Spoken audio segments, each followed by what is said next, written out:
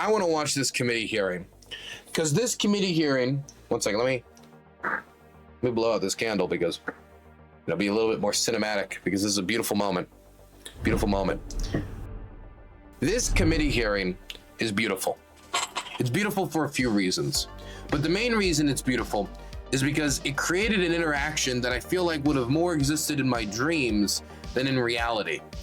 It put Timothy Snyder and Marjorie Taylor Greene, Timothy Snyder being a studied historian on the issue of Ukrainian history, of the Holocaust, World War II, Stalin's regime, released multiple books on the topic, probably like one of the #1 English-speaking, certainly North American scholars on the issue of the Ukrainian identity and the Ukrainian nation, against somebody whose entire knowledge comes from the drippings from RT. Whatever drips down their leg and falls under the floor and just so happens to seep into her social media feed, or to whoever's feeding her the nonsense. Because I saw recently, like Marjorie Taylor Greene was like referencing like Hungarian rights in Transcarpathia, and I was like, she has never, ever, ever said the word Transcarpathia before. Somebody's feeding her this. And so to be able to put these two people in the room and have them interact in any way seems like a blessing from the Lord above. Not to mention, I just like listening to Timothy Snyder talk as a historian. He's very interesting. I find him very, very interesting. And so I wanted to watch his testimony and his interaction, because this committee hearing was kind of funny. I watched a lot of it already, but I wanted to watch more of it with you guys. So we're going to start with Timothy Snyder's testimony, and then we're going to skip around to different Timothy Snyder moments. Now, this is a hearing on specifically Chinese Communist Party political warfare and how to defend America from it. That was the intention of the committee hearing. But it often went over to the war in Ukraine, because the Chinese Communist Party also puts out a lot of messaging around the war in Ukraine. And so Timothy Snyder was relevant in that case. And he also talked a little bit outside of that as well. But the general theme becomes just political warfare. And that means manipulating the American public, or any public. That means filling them full of propaganda and to make them act against their state's interests. That would be political warfare. Convincing the public, for example, it's not worth it to support allies. It just costs too much. Just look inward. Or, for example, fanning the flames of racial division and racial animus, so that we're too busy, being racist, so they confront the Russians over there. You get the idea. So that's what the hearing's about. Thank you. Chair now recognizes Professor Snyder. Thank you very much, Mr. Comer. I appreciate your recognition of me as a historian. I do not have the nimble ability that members and staffers do to leap from topic to topic. I'm pleased I won't be asked to speak about appliances today. Our subject is disinformation. It's useful as a historian to be in a gathering like this one, because one hears the insights of colleagues and recognizes that these are themes which we've known about for decades.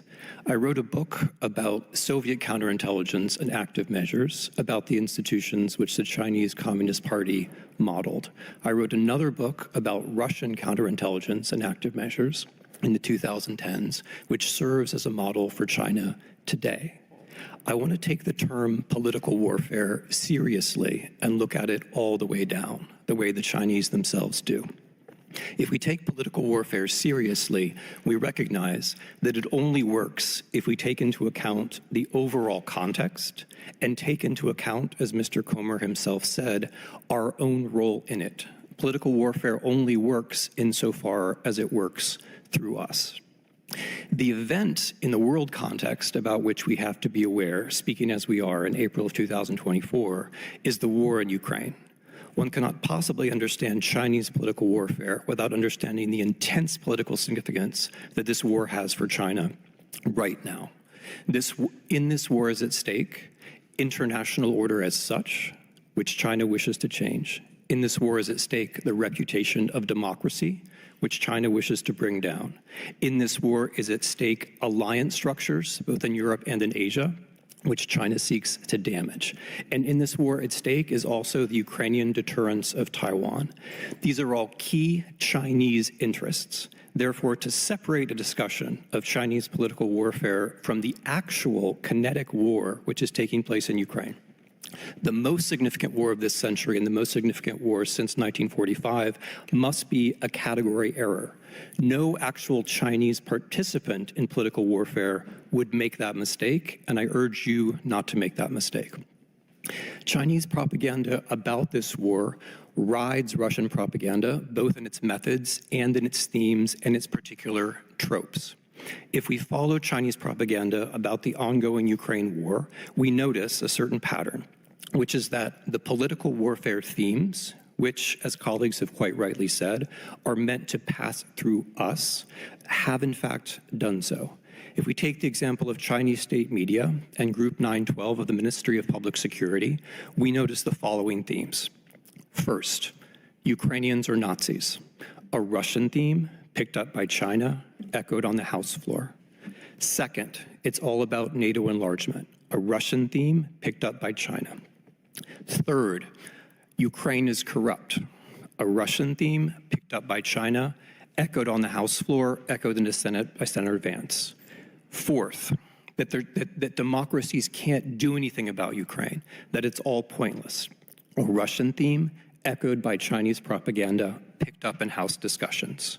Fifth, we should pay attention to the border and not do anything about Ukraine, a Russian theme picked up by China, echoed in both chambers.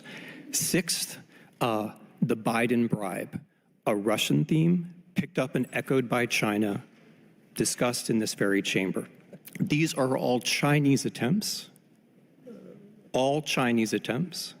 to do exactly what colleagues have defined political warfare as doing, to divide Americans, to make Americans weak, but also to draw Americans away from what is essentially taking place. Were one to be serious about Chinese political warfare, one would have to take into account the overall historical moment, the war in Ukraine, how important that war is for China, the opportunities that war poses for China. Chinese political warfare includes praising members of this House who delay voting on Ukraine. Chinese political warfare includes the overall attempt to alter the system. For China, the war in Ukraine is a beautiful conjuncture to try to do just that.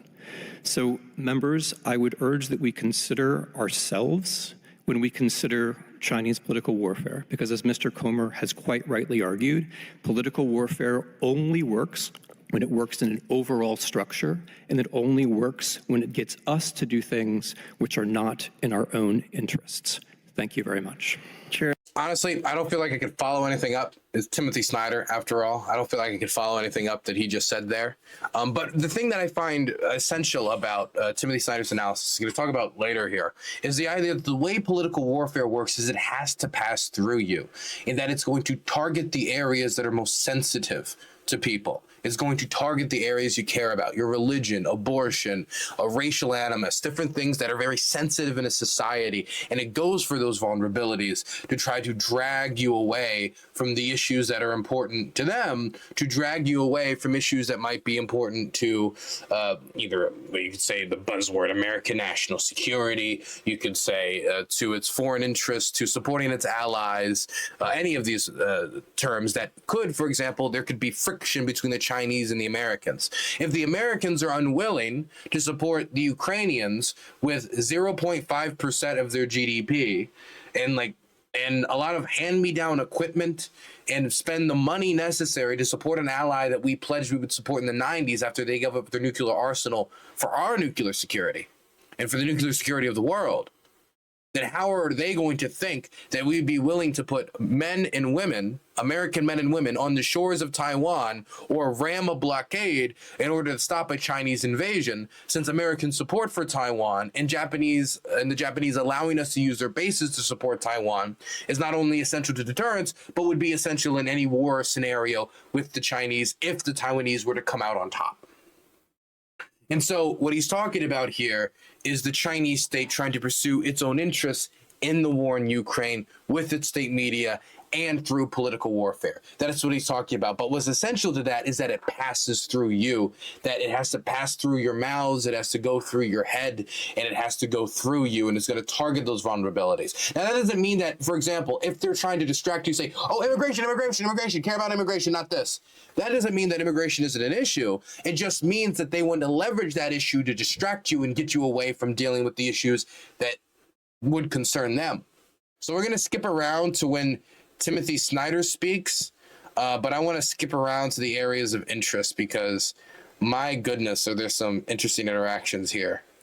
So we're going to start with Ro Khanna. Thank you for your very strong opening statement showing the links between China and Russia that many members of Congress are already praising. My friend Richard Levin would be proud of you having his professorship. But I want to ask you, just like you linked China and Russia, also about the Middle East. And the reality is that as we consider the security supplemental, these issues all have become interlinked. 56 members of Congress, including Speaker Pelosi and myself, wrote a letter to President Biden and Secretary Blinken asking them to stop any offensive weapons transfer to Israel. Do you agree with Speaker Pelosi, myself, and 56 members, especially given what you've written about Netanyahu, that this is not the time to provide offensive weapons? I think that it's a mistake to believe that there's a military solution in Gaza and that everything that can be gained in Gaza by military means was gained long ago, and that the administration should be using every possible leverage to secure a political solution, including and not limited to the recommendation that you make. I appreciate that. A lot of my Democratic colleagues listen to you religiously, so I'm hoping they'll listen to you about this. One of the things some of us who've signed that letter have said I hope that's is true. Have a clean vote on Ukraine. I support it. Most people support it. I think you'd get a total Democratic caucus supporting it. And when it comes to the Israel aid, many of us would support the defensive aid. Some may not, but many would support Iron Dome and others. We just don't want the offensive weapons linked in that package. Do you agree that it makes sense to have separate votes on Ukraine, Taiwan, Israel? I'm going to refer to Mr. Comer's, definition of the limits of my expertise. These are political matters on which you will have better judgment than I. You have good judgment. I mean, what would you recommend? I believe that it was politically understandable, but strategically erroneous from the beginning to link the Israel-Gaza conflict with the Russia-Ukraine war. They're two very different kinds of conflicts, and almost any attempt to bring the two of them together creates more friction and misunderstanding than anything else. So while I believe that Israel had to be supported after October 7th, after the horrifying terrorist attacks in Israel, it was a mistake politically, I believe, to link that to an event of an entirely different category, which is the largest land war in the world taking place, the largest land war in Europe since 1945, an encounter of two states, one of which has the second largest military in the world. These are two very different kinds of conflicts. The Israeli-Gaza conflict will hopefully be brought to a political solution this summer. The Russia-Ukraine war, on the other hand, is an interstate conflict which will be won or lost on the battlefield and which requires an entirely different kind and a more serious kind of American engagement over the long run. So if you ask me as an American citizen and as an expert on the region, this is what I think. They're two very different kinds of conflict, and thus far, I believe politically, linking the two has made it harder rather than easier to pass support for Ukraine, and that has had terrifying costs. Not just on the Ukrainian battlefield where people are dying unnecessarily, and not just for Ukrainian civilians who are losing territory and as a result being killed or tortured, but also for our overall position in the world. I really appreciate your saying that, because there are many of us, the minority in the Democratic caucus, that have been making your point that let's not have a linkage of these two so that we can vote clearly for the Ukraine aid. Some of us are fine also providing defensive weapons, but don't want to just give a carte blanche to Netanyahu, which I think you have articulated here. I'm hopeful our leadership will listen to you. I'm hopeful Speaker Johnson will listen to you. And I think as much as those who praised your opening statement praise that, they should listen to your advice on this issue. I'll give you the last word. Well, if I could have the last word. The point that I made earlier about the linkage between China's political warfare and Ukraine is very real. All of the Chinese messaging on this issue is on one side of this issue. All of it. And so if we're serious about resisting Chinese political warfare, passing aid for Ukraine this week would be a sign of that seriousness. Thank you. Will the gentleman yield for a question? Time's expired. Chair now recognizes Mr. Cloud from Texas. Thank you, Chairman. Thank you, witnesses, for being here. I do want to thank you, Chairman, for hosting this committee. There cannot be a more important topic facing our country right now. Sun Tzu once said, if one party is at war with another and the other party does not realize it's at war, the party who knows it's at war almost always has the advantage and usually wins. And right now we find ourselves a place in our country where we have not acknowledged that China is in an unrestricted warfare against our country. Boring. Let's keep going. I just want the Timothy Snyder stuff. Oh, AOC also talked to Timothy Snyder. Now, we haven't seen anything heated yet, but it will get heated in a bit. Ease into it. We'll listen to the people that I'm actually interested in seeing ask Timothy Snyder questions. Also AOC here shows a really pro-Ukraine side of her that I actually haven't seen much of. So that's pretty positive. Check this out. How we can make sure that we continue to defend democracy, both domestically in the United States, but also globally. I wanted to touch a little bit briefly on and pick up a little bit, very briefly, on your exchange with Representative Khanna here in what you assessed as a mistake in tying Ukraine to the conflict in Gaza. And also presently, as you mentioned, the necessity of passing aid to Ukraine as quickly as possible. Could you speak a little bit, expand a little bit more on where you see that entanglement or detriment in tying the conflict in Ukraine with what is happening in Gaza and with the Netanyahu's government's decisions to advance in Gaza, and how the U.S. relates to both of those things differently? Happy to do my best. With respect to the general premise, I just want to emphasize the general premise of your question. These things are all connected. If you're a Chinese political warrior and you're concerned with public opinion, law, and psychology, you're not going to respect the safe spaces of the country that you're trying to weaken. So we might say, I don't want to talk about Ukraine and Chinese political warfare at the same time, but there are no Chinese political warriors who are doing that. Correct. We might say, we don't want to talk about Trump because that's too sensitive, but you can precisely not expect Chinese political warriors to respect your safe spaces. It's precisely your safe spaces, your tender spots, that they're going to go after. And this is not just a speculation by me, it's the actual record of what actual Chinese propaganda does. It goes after the safe spaces that you want yourself not to talk about. On the issue of Gaza and Ukraine, I'll be as specific as I can. God, I feel like okay, I don't feel like I'm stealing content because this is a committee hearing and I pay the taxes that help make the committee hearing possible in the first place. Okay, I pay your taxes. I don't pay his tax. I don't pay his wages. But on the other hand, I don't feel like I have really anything to add. So we're gonna get into it later, and I'll have more to say later when the other people talk. But I'm just showing this because these answers interested me, and I thought you guys would have interest in them. As I read it, in late 2023, in a different political context than the one we're in now, and in a different stage of the war in Gaza than the one we're in now, the Biden administration made a political calculation that bringing Israel and Ukraine together would be the most likely way to get people from both sides of the aisle to vote for a substantial bill.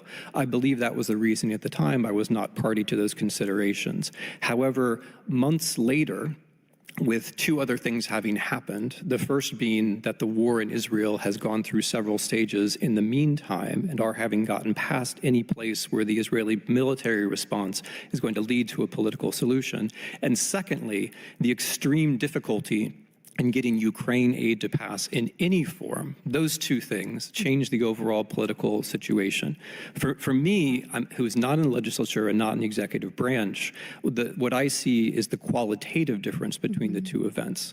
That Russia invading Ukraine objectively aids the Chinese position in profound ways, which their political warriors try to exploit, but it also threatens world order in ways that are essential to the United States and to its European partners. Whereas the conflict in Gaza is a horrifying terrorist operation, which must lead to some kind of political solution. It won't be solved militarily. That's my assessment. Thank you so much, Dr. Snyder. And I think what you laid out so clearly there and in your opening as well is that the core and the key that we have here is in support, geopolitically, instability, is in supporting Ukraine in this moment. Having U.S. military assistance and broader global assistance to Ukraine should be one of our top geopolitical priorities. Oh my gosh. Where's this type of passion from other progressives on the issue? I mean, I don't see AOC go out of her way to talk about this quite frequently or quite a lot, but to hear from AOC's mouth that sending supplies to Ukraine, helping Ukraine defend itself should be one of our top geopolitical priorities is such a relief. And I know, like, this is the bare minimum standard. It almost feels like, hey, AOC, when you see all these bodies getting dumped in mass graves and you see Russia engage in open imperial attacks on Ukraine and the kidnapping of the children and the attempt to annihilate the national identity and the killing of priests and all of this horrific war crimes, the targeting of aid workers, oh my goodness. The use of chemical weapons on the battlefield, the violation of treaty after treaty after treaty after we promised to come to their aid and they gave up nuclear weapons for our nuclear security, for the world's nuclear security. And to just have her say, yeah, support them. Of course it's a priority. Instead of hearing the, well, what about, and I don't know. I mean, Odessa is, Russian speakers in East, oh, come on, Gonzalo Lear. It's a relief.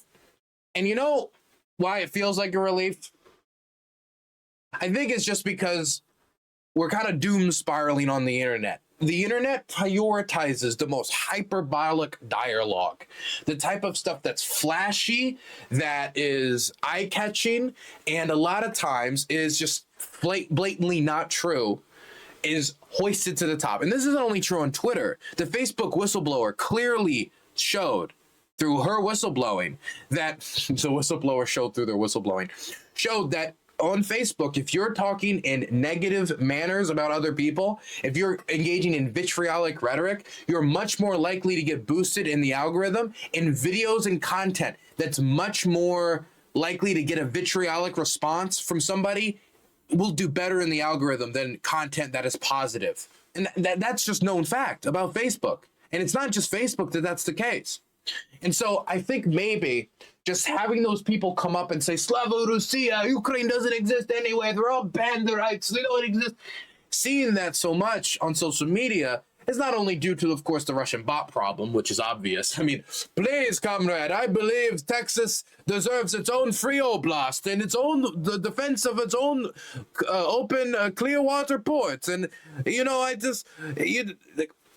like that's a problem, but a lot of it is the fringe maniacs, the very small percentage support Russia, which is like 4%. And even the percentage of the left wing of this country that supports Russia is incredibly small. You're having more of a problem now on the right in this country. So that when you see the mainstream left, that means the left of those who are in mainstream politics, of course they support Ukraine. Supporting Ukraine is overwhelmingly popular in the Democratic Party, and the moral calculus is so simple.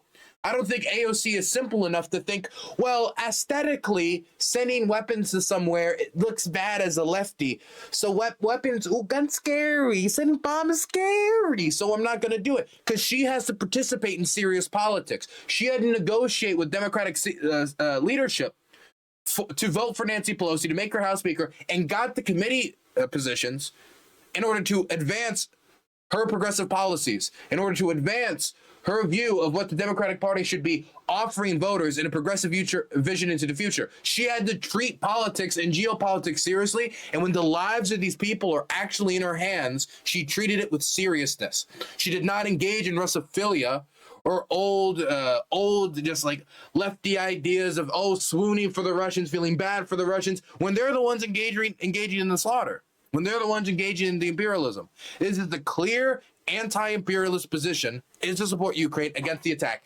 with completely in the bounds of international law to send them these weapons. And so when you really step out and look at it, it's not that surprising, but I still feel so cathartic, good. It feels great.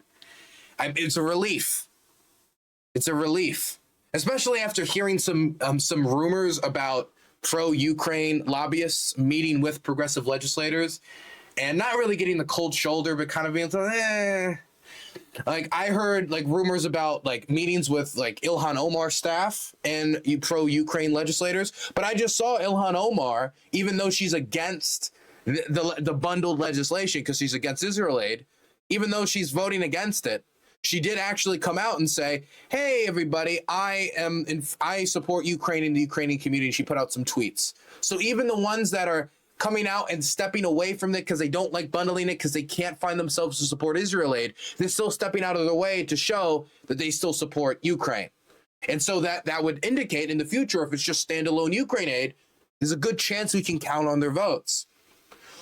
I guess this all comes to the conclusion, or comes to me saying that Russophilia is a right-wing problem when it comes to serious mainstream politics. It's a problem when it comes to the fringe left. If you're at like PSL or like no-name like political activism in this country, or like political fringes of this country. But when we're talking about the mainstream, what is considered on the left-wing side of the spectrum or within the Democratic Party, it's not an issue. It's an issue of the right.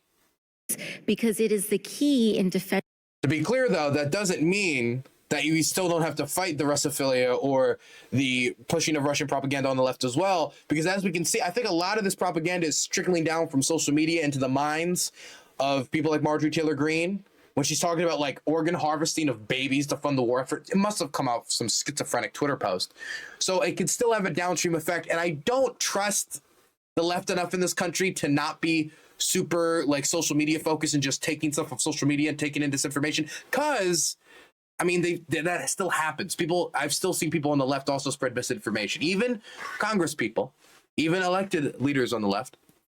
And so we still have a reason to push back against it. And also, if there grows Russophilia, if it becomes popular in the base, people will try to fulfill that market. And I think that's what's happening in the right wing right now. There's a lot of Republicans who support Ukraine aid, but we're saying they don't know if they can support it because they don't know how their voters would react. And whether that's because they're just online or as the polling data reflects, there's a real shift on support for Ukraine in the Republican Party as more are against it. Probably in large part because 79% of Republicans said that they trust Donald Trump to inform them of the war, and he's lying about the war constantly. But I don't know. I can speculate, but I think that's probably a high up there suspect. Defending democracy geopolitically, whether your interest is in China, whether the interest is in anywhere else there, all of the focus here is in Ukraine and in supporting and ensuring that Putin and an authoritarian regime in Russia does not prevail in changing the geopolitical order, rule of law, and functioning democracy worldwide.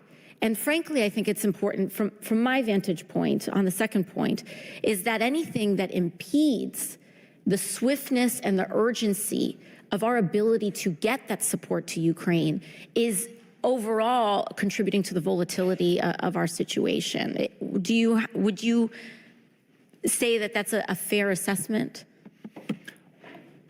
All of the hostile and Russia and Chinese observers and political warriors want this to drag out as long as possible and praise those who make it drag out. So, of course, my answer would be in the affirmative. The front in Ukraine. By the way, Russian state media had a little segment where they were praising Marjorie Taylor Greene recently. And that's funny, too, because like a few years ago, if you were to check out Russian state media, and I've watched too much of it, so I know this, they were using her as an example of how democracy is kind of stupid and American democracy is so flawed and you've got these idiots all in it. But now that she's like pushing Russian propaganda, she's the bee's knees all of a sudden. Like, immediate flip on Russian state TV on her. Now she's not an example of American democracy's failures. Now she's the best of American democracy. threatened in ways it doesn't have to be. The population is threatened in ways it doesn't have to be. This is a relatively easy war for us to influence in the correct way. It matters to us for all the reasons that you've given, and we ought to do so as quickly as possible. Thank you. Thank you, Dr. Snyder. Chair now recognizes Mr. Higgins from Louisiana. Thank you, Mr. Chairman. My Democrat colleagues and some of my Republican colleagues are very focused on using this hearing to promote sending billions more American treasure to Ukraine. And I've been to Ukraine. I support the Ukrainian people's right to defend themselves, but I work for the American citizenry, as do 434 colleagues up here and 100 senators, allegedly. And meanwhile, our own borders dissolved, gentlemen, in China, as we're talking about today. That's the purpose of this hearing, to discuss Chinese threat.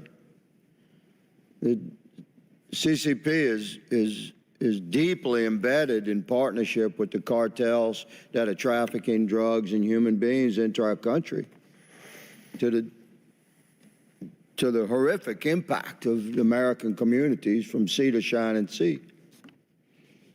So I'm going to discuss that for a minute, and I'm going to ask Colonel Newsham to comment on this relationship between the Chinese partnership with the cartels and the development and production of chemicals that produce fentanyl. Fentanyl, you're talking about a couple of 100,000 Americans dead in the last 3 I mean, I was under the assumption, or from what I knew from when I was looking, but I mean, the situation changes very rapidly. The last time I checked, Chinese fentanyl there was a fear about Chinese fentanyl from the cartels because people were buying it online, shipping it to the United States, and then dealing it independently of the cartels in their territory. And so the cartels would call hits on those people to get them killed for undercutting them.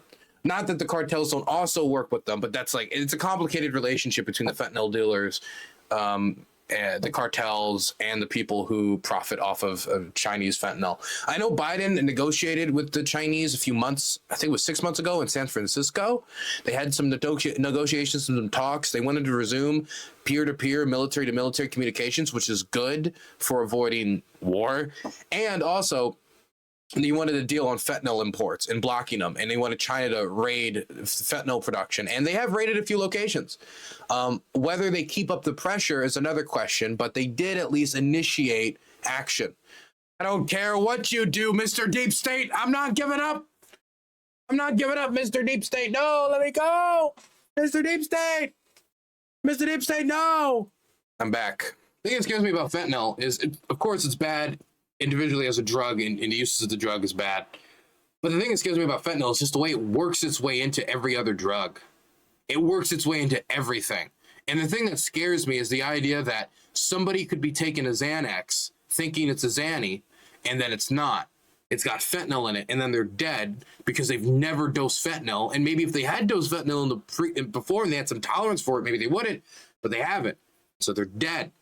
And it's done to cut costs. And so there's an incentive to do it too from the manufacturer, from the people who are producing these drugs. And that's the thing that really scares me about fentanyl.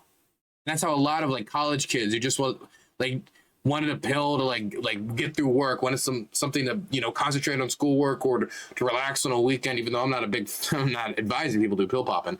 But then that pill ends up ending their life because they had no idea there was fentanyl in it, and people put fentanyl in it to cut prices. 3 years from fentanyl poisoning. It's called a point on the street. It's a little point on the end of an ink pen. That's why they call it a point, by the way, is a dosage. It's so powerful, is deadly in a way that Americans that are ingesting these drugs that they don't anticipate that they're ingesting fentanyl. They're being poisoned by that and dying, and that's just coming from China through our southern border, partnered with the cartels under this administration, a wide open border. And today, fentanyl usually travels through legal points of entry. And that's why the Ukraine sweetener had money for border checkpoint investment to check fentanyl at the points of entry. So, like, the idea of them, of Chinese men with fentanyl in their backpack crossing the border, I mean, I don't think it's impossible, but it's certainly not where the majority of it's coming from. Right now, across the campus in the Senate, they're in the process of rejecting legitimate accountability in the impeachment of Secretary Mayorkas. And they're going to make noise about... Let me be clear. The impeachment of Secretary Mayorkas is unconstitutional. And I'm not the only one saying this. There were Republicans in the House that said it too, but then they were shut up because them saying out loud what we're doing is unconstitutional didn't make them look good. And so they made them quiet down and do it anyway. It doesn't have any chance of success in the Senate. The point of the impeachment is to say that Mayorkas isn't doing his job, therefore impeach him. But what they really mean is that he's not doing his job well. Not that he's not doing his job.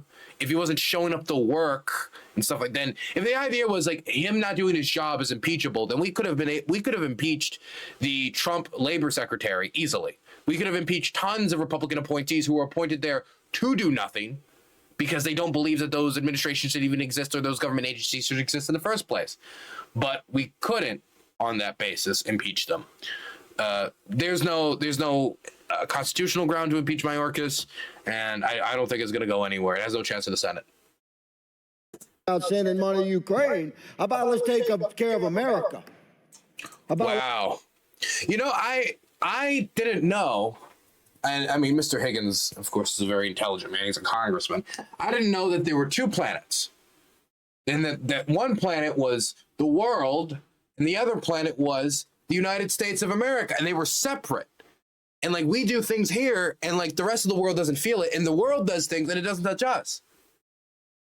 Because if I remember correctly, when Ukraine was invaded, food inflation was a real problem, and the increase in wheat was a real problem, the wheat prices, because Ukraine's the third biggest wheat producer in the world. But, I mean, Mr. Higgins probably knows that. He's probably accounted for that, and there's just something I'm not seeing about how the world events does affect America. I thought we kind of learned this lesson after Pearl Harbor, but apparently not. We can't just box ourselves off from the world. But whatever. Mr. Higgins, he's a congressman. I'm just a lowly streamer. What do I know? Let's hold this administration accountable for the disintegration of our southern border. Colonel Newsham, would you consider the production of chemicals that produce fentanyl by the CCP to be a form of warfare? Oh, it's definitely an act of war, sir. They know exactly what's going on. They're allowing it to happen. We have casualties in that war, do we not, sir? A couple 100,000 Americans dead because of that war. It's actually a lot more than that if you account of... Man, I gotta say, the opium trade really came around in the turntable, didn't it? Republican, sir, I'm being conservative. You're about 3 times conservative. Roger that. And the CCP continues to take advantage of the policies of this administration and Secretary Mayorkas, who we're attempting to hold accountable. And who's stopping us from holding that man accountable? He's been impeached by the People's House. Why will he potentially and probably not be removed from office? Who's stopping that? Democrats. What are they making noise about today? Sending money to Ukraine. Instead of dealing with the Chinese threat, where you have 200,000 Americans dead. Pay attention, America. This is your house. And this is a very real threat that we face. Instead of dealing with fentanyl, Democrats want to deal with the largest war in Europe in World War II, the largest land war on the planet. They want to deal with that. Ridiculous. Largest war in Europe since World War II. How about snooze? Boring. Boring. Just come on, man. I thought it was political warfare. Why is it fentanyl? Okay, if the critique is why are we talking about Ukraine, then why are we talking about fentanyl? I thought it was political warfare. I thought it was disinformation, misinformation, political warfare. Right now, we're dealing with political crap instead of forcing accountability. The CCP is partnered with the cartels, Colonel Newsham. That's my perspective. Am I correct there? Yes, sir. the continued production of fentanyl and its import into the cartel pipelines as it heads to the southern border of our country, does it not send a clear message to the Chinese, the policies of this country, this executive branch, that are allowing millions and millions, 12 million illegals now in 3 years, untold thousands and thousands, hundreds of thousands of pounds likely of fentanyl into our country? Does it not embolden the Chinese to continue that policy? Yes, sir, it does. And I would note from a military perspective, if you're guarding your front and you're not paying attention to the rear and your enemy's pouring in, well, you're going to lose. Personally, I would not just call every Chinese person coming to the United States, even illegally from the southern border, the enemy.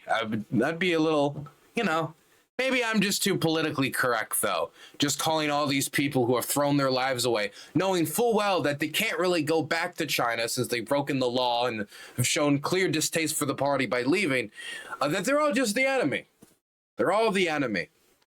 Oh, those swarthy Irish people coming over. Enemies, all of them. I don't try that. What, Ellis Island's going to get the Catholic out of them? I don't think so. Thank you to all the panelists for being here today. Thank you, Mr. Chairman, for convening this hearing. I yield. Gentleman yields back. Chair now recognizes Ms. Brown from Ohio. Thank you, Mr. Chairman. As a member of the Select Committee on Strategic Competition with the Chinese Communist Party, I know all too well the threats we face from the CCP, disinformation, election interference, and efforts to destabilize democracy around the world. We also know that the CCP is not acting alone. President Xi is united with our most significant adversaries, North Korea, Iran, and yes, Vladimir Putin's Russia. These nations are attacking not only us, but threatening our democratic allies as well, like Israel, Ukraine, and Taiwan. The propaganda campaign waged by the CCP against Taiwan and other CCP targets like Tibet and the Uyghurs directly mirrors what Iran is spreading about Israel and Russia about Ukraine.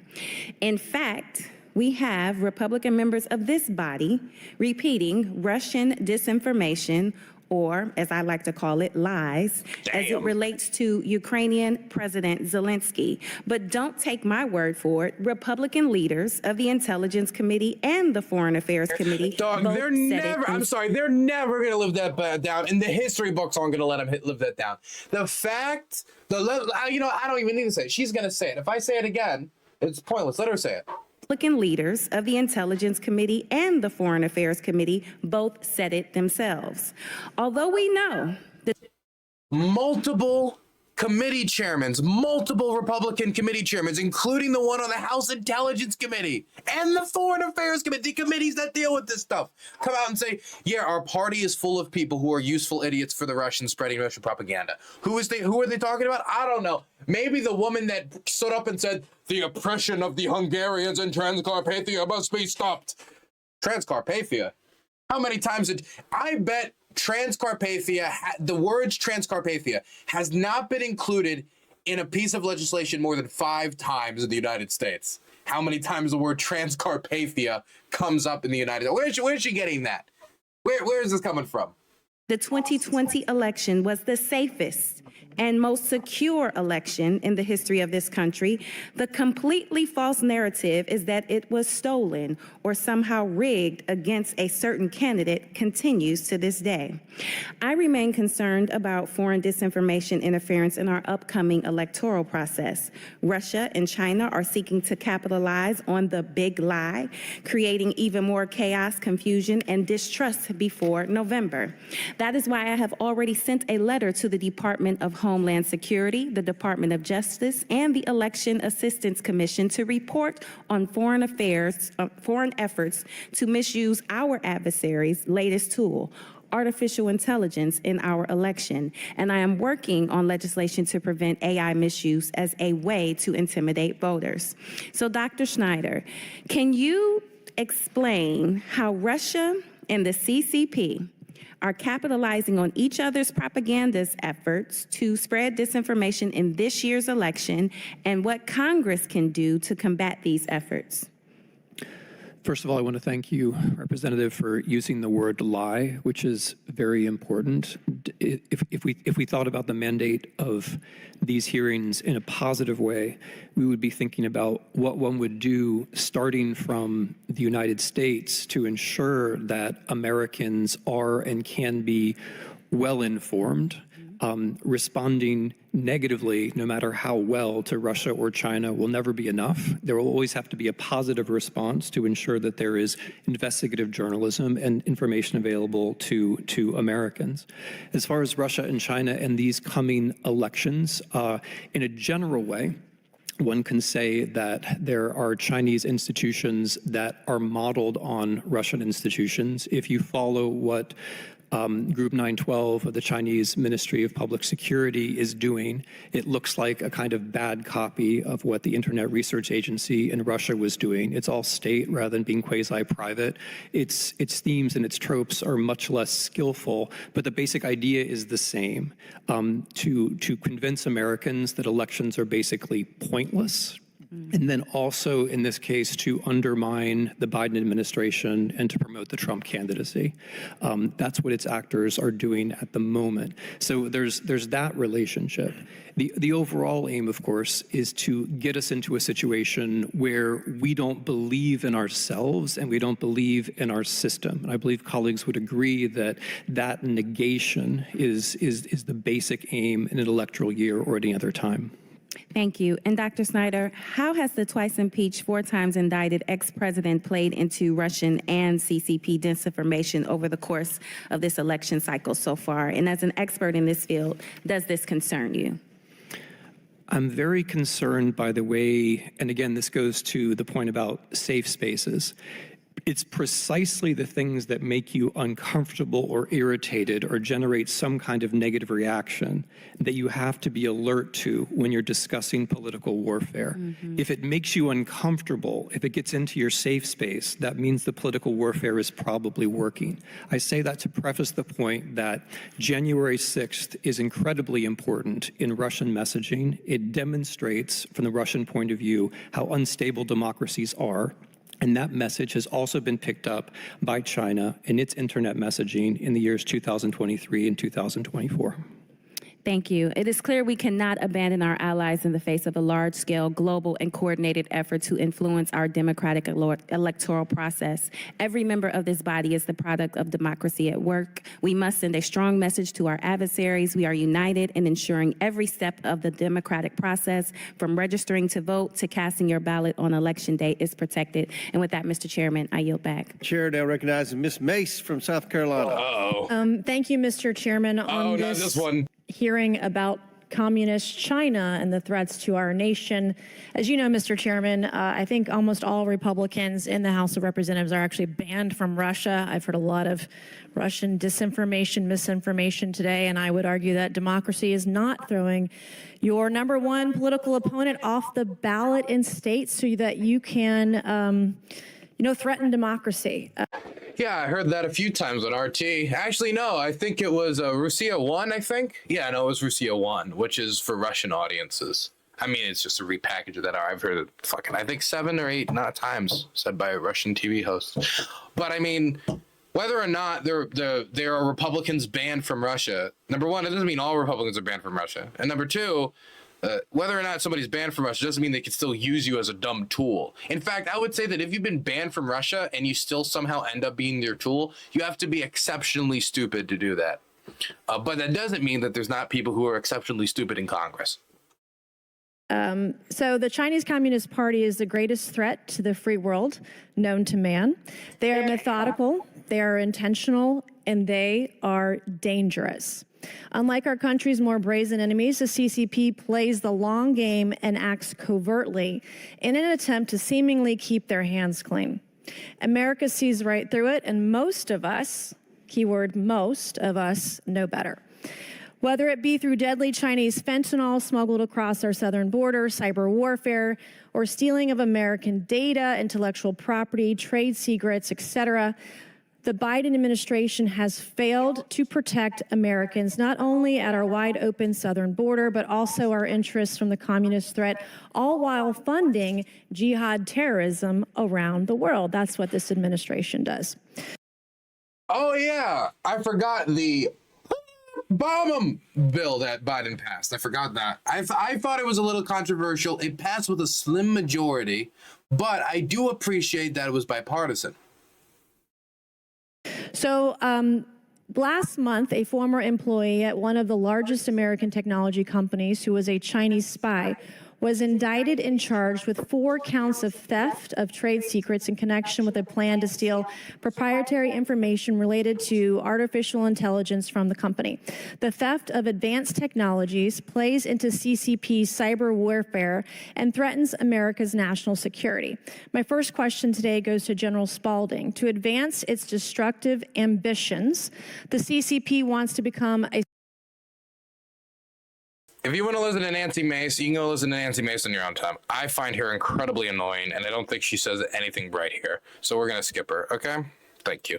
influence. So, and I. Thank you, Mr. Chairman and gentlemen. Welcome. And for those of you that have served this great nation, thank you for your service. I very much appreciate it. And I'm especially grateful to have the opportunity today to talk about threats to our democracy, especially from China and our foreign adversaries, because these threats to our democracy and global and domestic security are very real. And America needs to wake up.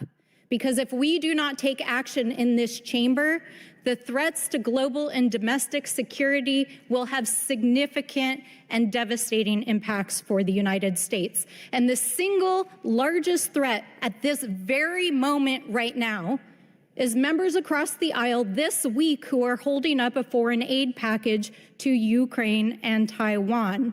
Because let me be clear.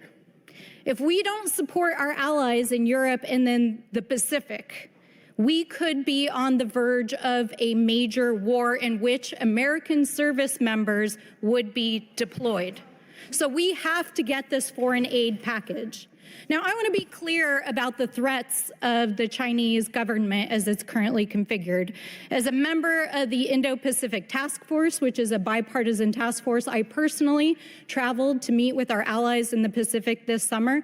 And I want to tell all of you that the threat is real. Our allies, who thousands of Americans fought for and died for in World War II, are afraid of the Chinese government and the economic and military threat that they pose to their democracies. They are our allies. They are who is helping to uphold democracy in the Pacific. And if we do not take the moment and seize the moment right now to ensure that we are supporting our allies like Taiwan, it could be devastating for peace in the Pacific. In fact, one of my staff who traveled to Taiwan, similar to Representative Krishnamurti, just a few months ago, heard directly from civil society organizations in Taiwan who said in the wake of the invasion by Putin in Ukraine, they had begun doing drills in case of a Chinese invasion in Taiwan.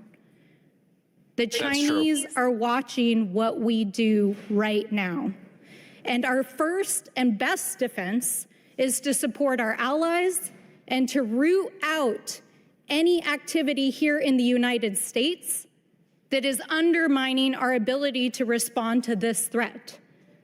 So while I appreciate that my friends across the aisle are trying to divert from a very real threat, the reality is that we have members, including members who are sitting here in this room today, that are repeating Russian and Chinese disinformation that has been planted in the US media and milieu to undermine our action against our adversaries. In fact, the chairman, the Republican chairman of the Foreign Affairs Committee called it out just the last few weeks. He said that members of his own party are repeating disinformation that is undermining action on Ukraine and on US military support to our allies. He said it had infected his party. It was being repeated on the floor of the House. We've seen examples of this, in fact, in both chambers. We have members of both chambers who have been repeating Russian disinformation, as you can see here. And in this very committee, we spent months holding a fake impeachment proceeding based on Russian disinformation that had been planted in the media by a Russian agent. Members in this committee were repeating that information. So if we want to root out threats to American democracy, to global security, we have to wake up. Now, Dr. Snyder, you're a historian. I'm grateful that you're here.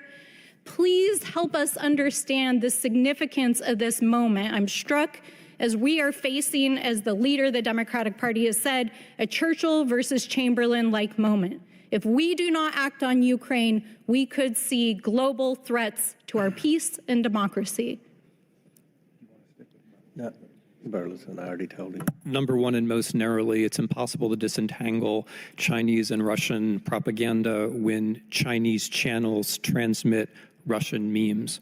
Number two, slightly more broadly, the way political warfare... I gotta be honest, when you throw out the word meme in any conversation, it feels like it brings the seriousness or the tone of the conversation down. Could have been like Russian misinformation. And I know you can spread misinformation through memes. I've seen it spread before, and it's still a problem. It's just when you say it, I think when people hear meme, people just think, haha, joke, you know?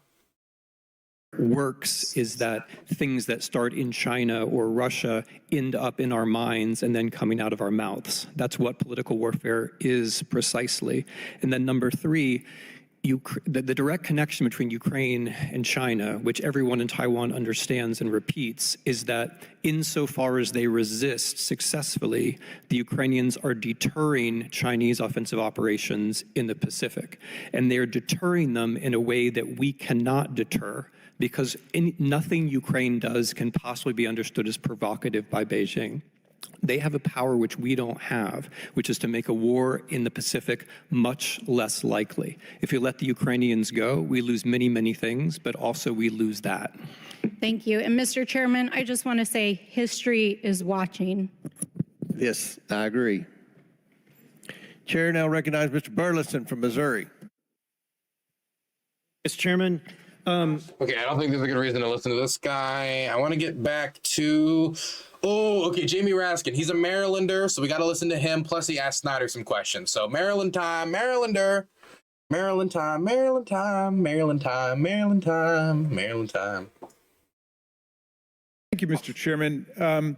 Professor Snyder, what role does political and financial corruption play in the authoritarian regimes like China and Russia? It always plays a very fundamental role, as we discussed before, in recruitment, but it also plays an ideological role.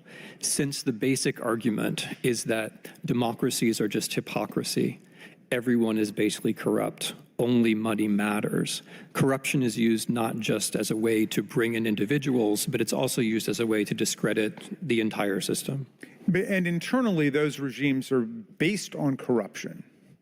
And so the point externally is to normalize that. Back in the 20th century, we had rivals that had other visions of the future.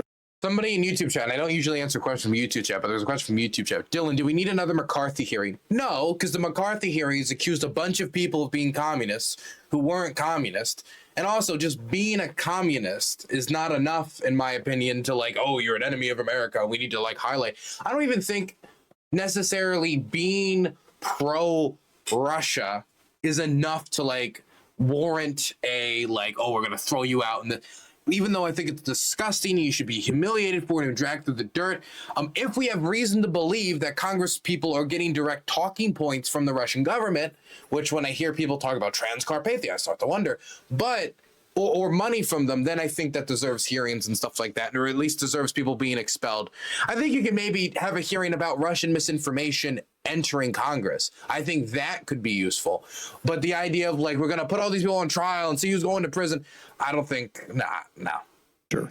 Now we don't. Now we have rivals, and this pertains both to China and Russia, whose main message is that our system isn't what it seems to be. There are really no alternatives to just autocratic regimes where only money and power count. One of our colleagues chided our side of the aisle for raising Donald Trump's name. I think that was presumably directed at Representative Norton, who discussed the millions of dollars that Donald Trump pocketed in unlawful foreign government emoluments from the Chinese government and from the state-owned ICBC Bank while he was president. Is corruption in America irrelevant to our ability to withstand foreign propaganda by authoritarian regimes like China and Russia? Of course, it's not irrelevant. It's very relevant. The way that any kind of political warfare proceeds is by these sorts of connections. A message becomes more plausible because a person is a bit more corrupt. A person is a bit more corrupt. A message becomes a bit more plausible. Anyone who is serious about political warfare would be very attentive to these underlying financial issues, of course. One of our colleagues mentioned an effort that is underway to stop U.S. government agencies from blowing the whistle on Chinese and Russian propaganda on social media. There are some people who say that it violates the First Amendment if our agencies say there's Chinese propaganda on your website, there's Russian propaganda on your website. What do you think about that? Do you think that in a free society, the government should be able at least to alert the social media or private internet service providers about the existence of foreign government propaganda on their vehicles? Colleagues in different ways have already raised the point that that TikTok is not the only problem. The problem is the way that social media is designed as such. Democracies tend to work better when institutions are set up in such a way that factuality has an advantage over propaganda. Unfortunately, social media is set up in a different way. It gives an advantage, a financial advantage for advertisers to attention seeking and therefore to shocking propaganda. We know that this can be mediated because when attempts have been made either by corporations themselves in cooperation or by the government, we have been able to dramatically reduce hostile state-sponsored propaganda. What we face now in 2024 is a major corporation, Twitter, which has chosen not to police itself even as much as the other platforms do. And therefore we face a situation in which states are taking advantage of this sort of chaos. Hostile actors take advantage of this chaos to change the information environment. This is par excellence an example of psychological warfare, and it would be foolish if the United States government did not allow itself to draw attention to it. I wonder if you can help us figure out where we've come as a committee, Professor Snyder. About a year ago, our GOP colleagues began heralding an FBI form, FD 1023, that recorded allegations that President Biden acted corruptly in Ukraine and tried to promote these as credible allegations. It turned out that these were lies, and the person who was promoting them has been indicted for lying to the FBI and constructing a false record. It turns out that he was up to his neck in connections to Russian foreign agents, and yet our colleagues at various points called this a smoking gun, said it showed proof that the Bidens took bribes, and so on. Chairman Jason Smith, for example, said this was a smoking gun, and it was the definitive proof that the Bidens took bribes. It's obviously been dropped, and yet this was the genesis of our investigation. How do we understand? That's just simply not true, but go ahead. I'll yield to the chairman if you want to take some more time. No. Well, you can use your time. Are you saying the bank statements are Russian disinformation, that the Bidens took $9,000 from China? I agree you've been talking about bank statements for more than a year, but they don't show anything other than there was no crime. Here we go. It's all It's okay for, as Tony Bobulinski said, for China to bribe Joe Biden's family with $9 million. But that's the lie that's been discredited. I mean, where is your impeachment investigation? If Joe Biden took a $9 million bribe from China, why aren't you impeaching him for that? Well, who says we're not? Well, I can invite Mr. Moskowitz to come back in. Do you want to move for impeachment today? Because I thought that was your main agenda item. You said it was the paramount priority of the committee. No, this is a hearing on China, and you all have an obsession with Russia and Trump. It's disturbing. We can talk about China and Trump or Russia and Trump. You need therapy, Mr. Askin. No. You need therapy. You're the one who's involved with the deranged politician, not me, okay? I've divorced myself from Donald Trump a long time ago. You're the one who needs to disentangle from that situation. And I will tell you this. If you believe that it would have been illegal for Joe Biden to take $5 million from Ukraine, It certainly would have been. What do you think about Donald Trump taking more than $5 million from the Chinese government while he was president? Well, we know that Donald Trump had a legitimate business that he talked about and he campaigned on. The legitimate business was the White House. What business? He sold the White House. What? Oh, give me a break. What business was What business were the Bidens in? Well, what business did Joe Biden's family own? What business were they in? Did they have hotels? Did they have a social media company? Did they have golf courses? Did they have casinos? Did they have office buildings? Mr. Chairman. What business? Did they have an energy Mr. Chairman, we have spent tens of millions of dollars pursuing Joe Biden, and you have not identified a single crime. You are Really? lying. Really? That is a lie. We have not spent $10 million. Hey, how much have you spent?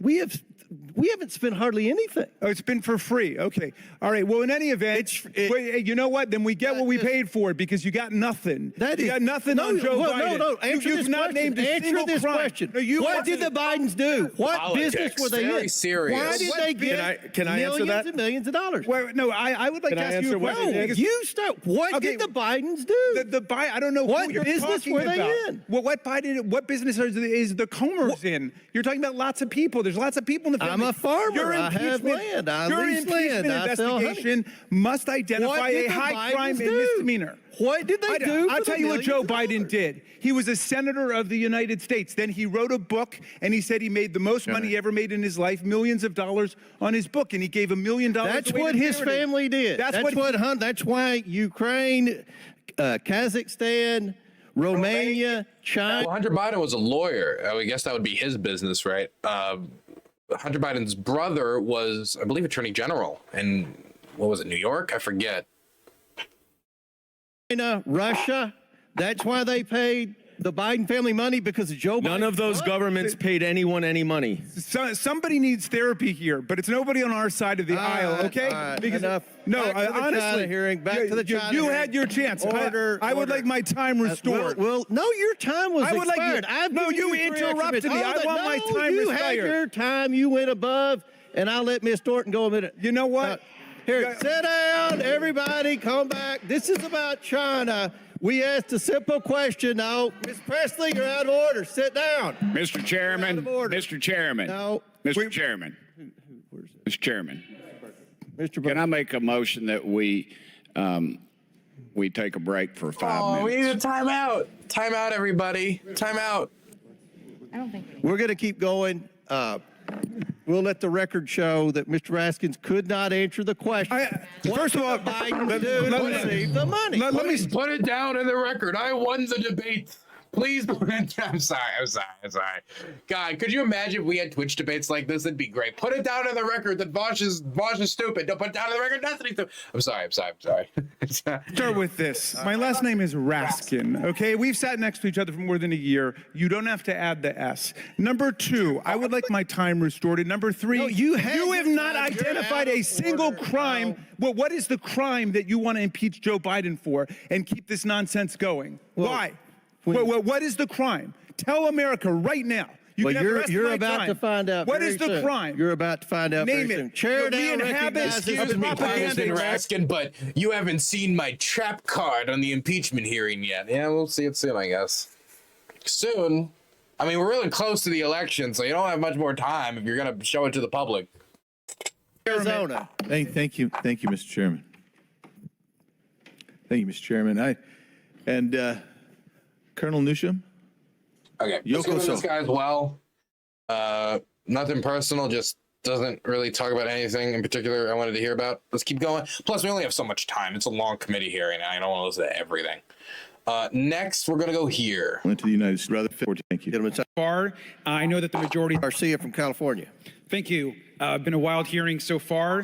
I know that the majority is very interested in looking into China. I think we should definitely look into the influence China plays in our politics.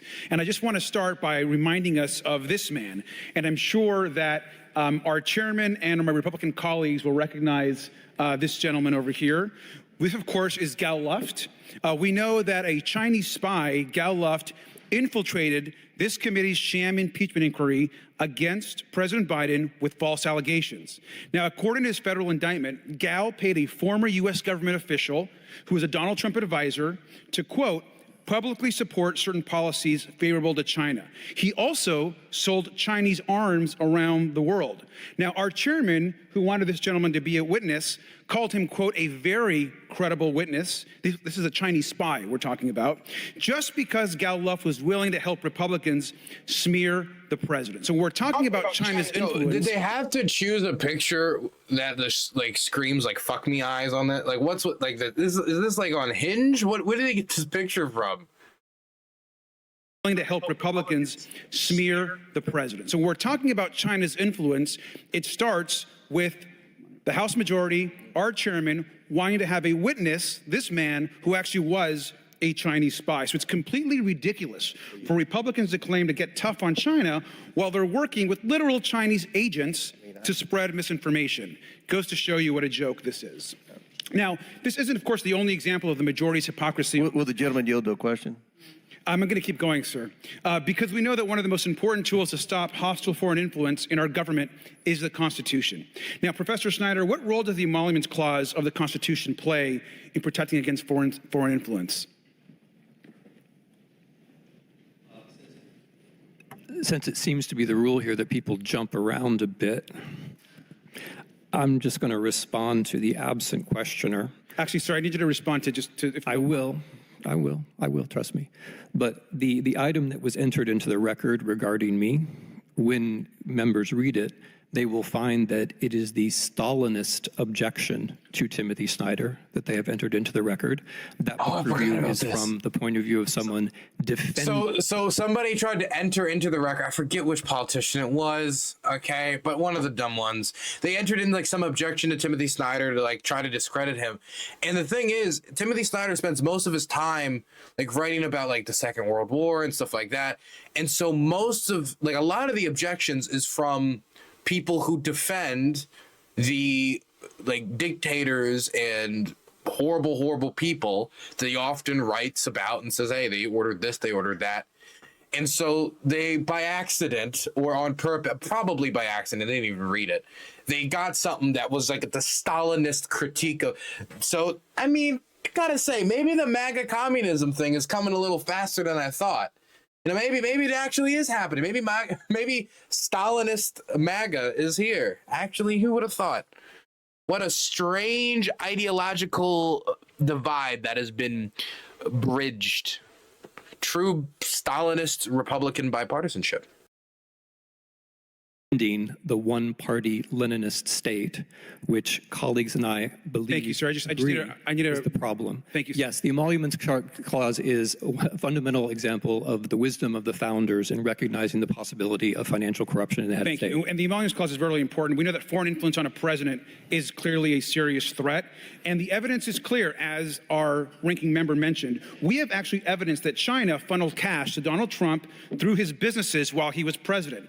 That is illegal, and it threatens national security. The Trump International Hotel, more stays at the hotel in Vegas, Trump Tower, over $5.5 million. The People's Republic of China, including state-owned enterprises, made unconstitutional payments in excess of $5.5 to the Trump Organization. And those millions into Donald Trump's Hey, Mustache Dom, I hope you're doing well. I haven't seen you in forever. I really do hope you're doing well, man. I really do. Really do. This guy, back in the day, when I wasn't making Garbo on Twitch, I wasn't making any money to sustain myself. I think I was 18 at the time. He was the first person who told me how to shill, because I'm not good at asking for money. Still, I'm not, really. I don't like asking for money. I just like streaming, I guess, and doing this now. He helped me. It's a cool dude. Oh, who are we angry at? Well, we're going to be angry at Marjorie Taylor Greene in a second, because she's decided that she's going to get all of her information about the war in Ukraine from the Russian state press. Listen, I should be a politician. I can chill for days. I'm not good at it. I don't like asking for money. Hey, did we get a Vosh raid? We're getting a Vosh raid right now. Hello, Voshers, Voshites, the Horse Clan, the people of the Stallion. What do you refer to yourselves as? Hello. Phillies and cults, come on in, everyone. Just kidding. Come on in, everybody. We are watching a committee hearing where historian Timothy Snyder is about to get into a confrontation. Now, mind you, Timothy Snyder has studied Ukrainian nationalism for years and years and years, Ukrainian history for years and years, the Holocaust for years, wrote multiple books on both of the subjects. He's actually, I would say, and he claims to be, and I think he's right, the leading North American scholar on Ukrainian nationalism and Ukrainian identity. And honestly, he's probably either, if he's not the top, he's near the top. And Timothy Snyder Marjorie Taylor Greene decided that she would pick him to get into a confrontation over the war in Ukraine. Now, to me, this feels like a coughing baby deciding to box Mike Tyson. So it was kind of unfair from my perspective, but still, I am excited because it's cathartic. It's cathartic, man. After hearing this nonsense for a while, to actually have historians who I respect immensely come into the room and be able to correct the record, talk about the country from the perspective of the people who live there, from the perspective of the historical record, it's good. It's good to not have it all like funneled through like social media rants and the most hyperbolic language possible, and have somebody in the room who's a professional on the topic. Because everybody I see talking about Ukraine in the space are people who've never been to Ukraine, people who've never seen Ukraine in person, has never studied the war, hasn't studied the country. I mean, we were just watching the Congressman Luna talk on CNN and seriously say that Ukraine had a chance to join NATO, but it rejected it, so it's their fault. Like, that is the most historically illiterate interpretation of NATO's relationship with Ukraine that you could possibly conjure up. Like, there was a point where all the NATO countries came together and said, Ukraine, please join. And then Ukraine said, no, I don't like the color blue. That didn't happen. It's bullshit. She just doesn't know what she's talking about. She's having her talking points fed to her either by social media threads or by people who don't know what they're talking about. But thank you for the raid. I appreciate it. Are just a small sample of the total payments we received. And as a reminder, our chairman actually cut off the investigation into Trump's business activities. So we only have documentation for about 2 years. Now, just months ago, the Republicans blocked my motion to subpoena Donald Trump's accountants for their records on this cover-up, which is an absolute crime. And in 2016, Trump said, I love China. The biggest bank in the world is from China.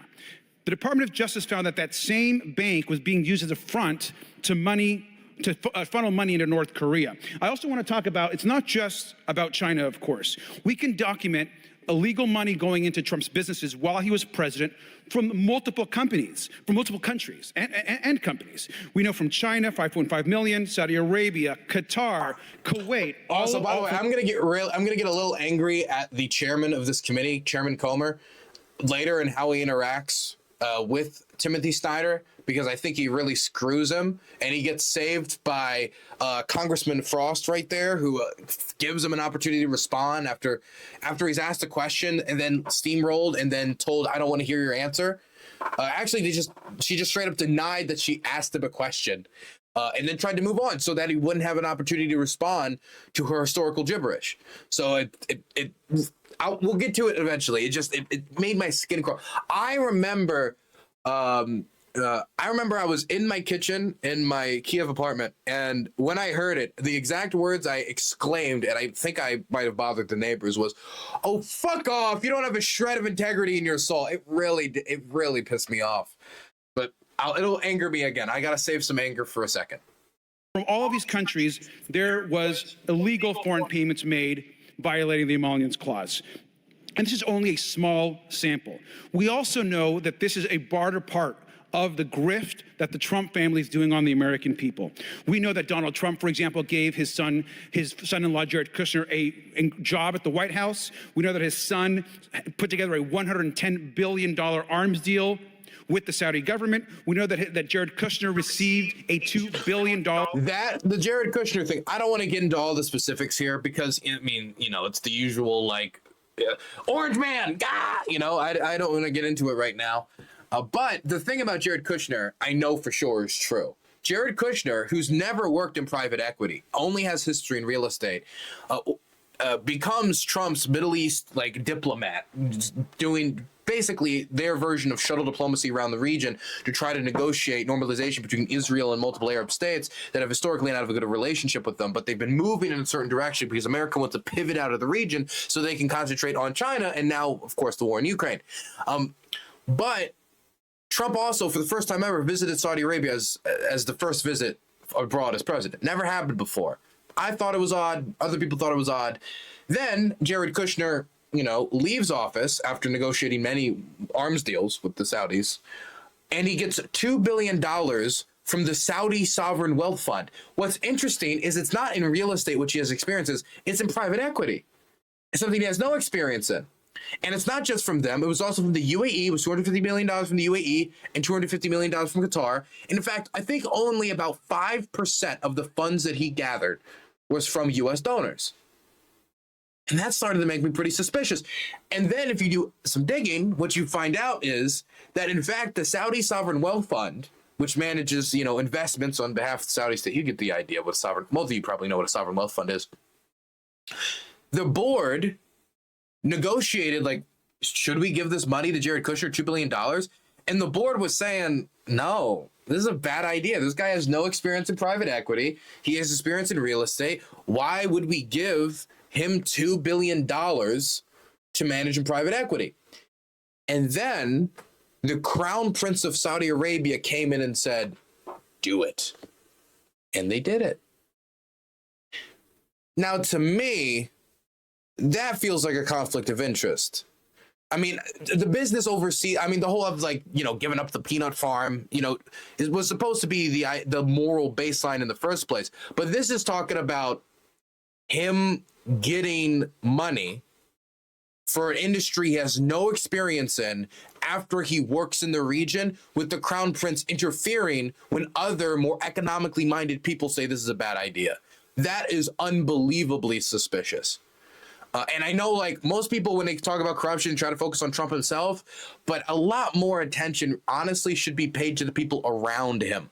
Specifically, Jared, that was really suspicious. Why is he getting that money in an industry has no experience in? Could I get $2 billion for private equity? I have the same amount of experience Jared Kushner has. I'd love $2 billion in private equity. Investment fund from the Saudi government after just leaving the White House, just a month after leaving the White House. And so there's a lot of corruption that we can talk about. And even though Chairman Comer wants to invite spies that are working with China, doesn't want to investigate the payments that Trump was receiving from foreign governments, these are things that must be talked about and investigated. Professor Snyder, is it acceptable for a former U.S. official to get $2 billion from a foreign government for an investment fund right after leaving office? That is totally unacceptable. Thank you. And that's exactly what the Trump family is doing, continues to do, and to continue to put this huge grift on the American people. Mr. Comer, would you like to ask me a question? Yeah. Are you aware that Gal Luft was charged by the Department of Justice for violating the Foreign Agents Registration Act because of the money he took from CEFC, which is the exact same company that paid the Bidens millions of dollars, the same company that Tony Bobulinski testified that Joe Biden was the big guy in a deal with? Mr. Chairman Comer, are you aware that you called him a very credible witness, yet he's a Chinese spy? Well, then is Hunter Biden and Joe, are they Chinese spies? You called. You know what's beautiful about this interaction? Neither Comer or the congressman from California, Garcia, are going to address each other's questions at all. It is the peak of unproductive behavior in Congress. It's beautiful, in fact. We should frame this to give to aliens if they ever come to Earth and want to learn of our ways and culture.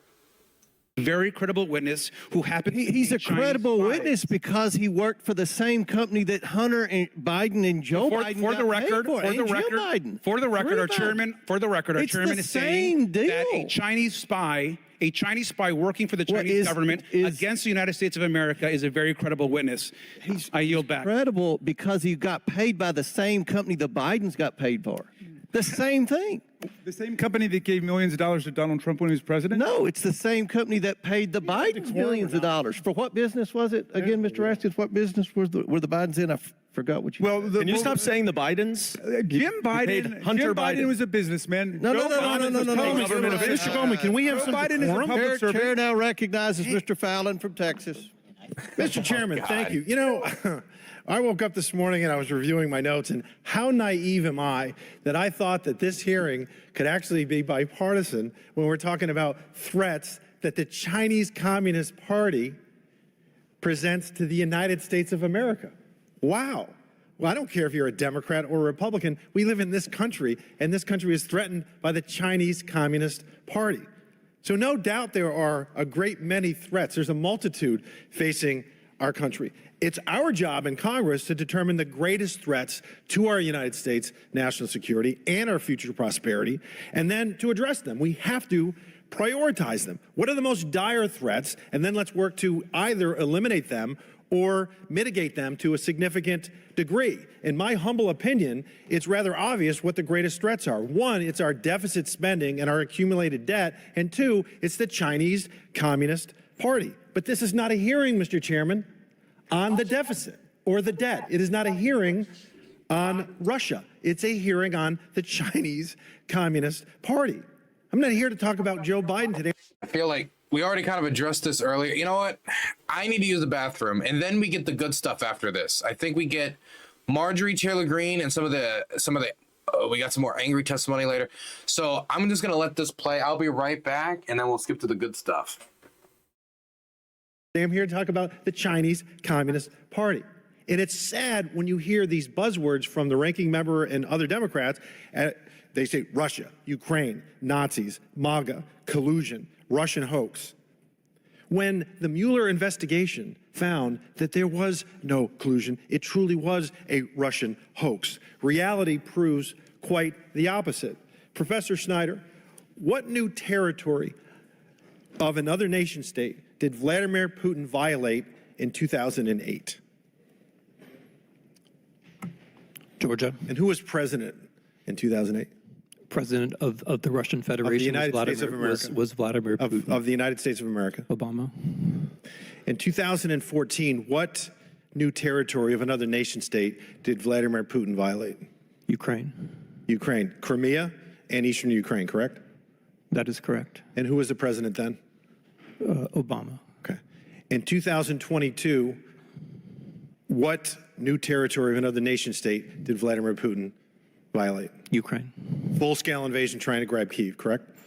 Correct. And who was president then? Biden. Joe Biden. From January of 2017 to January of 2021, what new territory of another nation state did Vladimir Putin violate? There were no military invasions. There were no new territories violated by Vladimir Putin. You are correct. Yes, although and who was president then?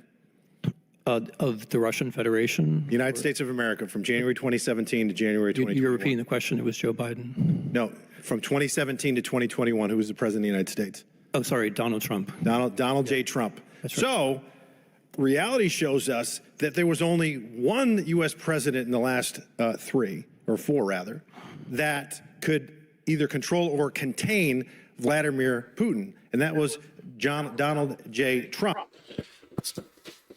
Control or contain? How did he control him? I mean, he didn't get him to move him out of Ukraine, that's for sure. And I mean, like control.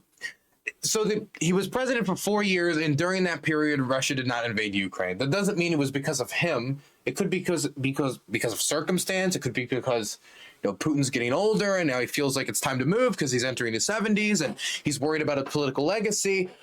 It could be because maybe he thought he could negotiate with somebody like Donald Trump and just get Ukraine through some negotiation, but didn't feel like he could just negotiate away Ukraine's sovereignty on their body. We have no clue. We have no clue. But trying to, it's the same thing. I don't like the idea of, if I was to talk about, the Kuwait War, could I say, oh, the reason that happened was because of Bush's weakness? There's so many other factors. This is a very America-centric viewpoint. The Russians, in my view, I don't think it would have mattered if it was Joe Biden, Donald Trump, Obama. Well, maybe Obama, he would have been more eager because Obama was a great reset, huh? Yeah, it didn't work, did it? Who would have thought that a magic button didn't solve all of our problems with the Russians? Who would have thought? But I think under all of these presidencies, it would have been the same. because the Russians didn't really project or predict a strong American response. Because number one, we didn't want to get involved to fight them directly. And then I have to ask Trump supporters, do you think Trump would have sent troops in to fight the Russians directly? I don't think so. He's advocating against that now. Doesn't make any sense. But on the other hand, and this is the big thing, the Russians thought they would win in 3 days. So if the Russians think they would win in 3 days, then it wasn't a question of who's president, because if they take over, no matter what the president does in response, if they win in 3 days, there's not enough time for the president to establish defenses and coalitions to stop the Russians, because they're going to take over the country in 3 days.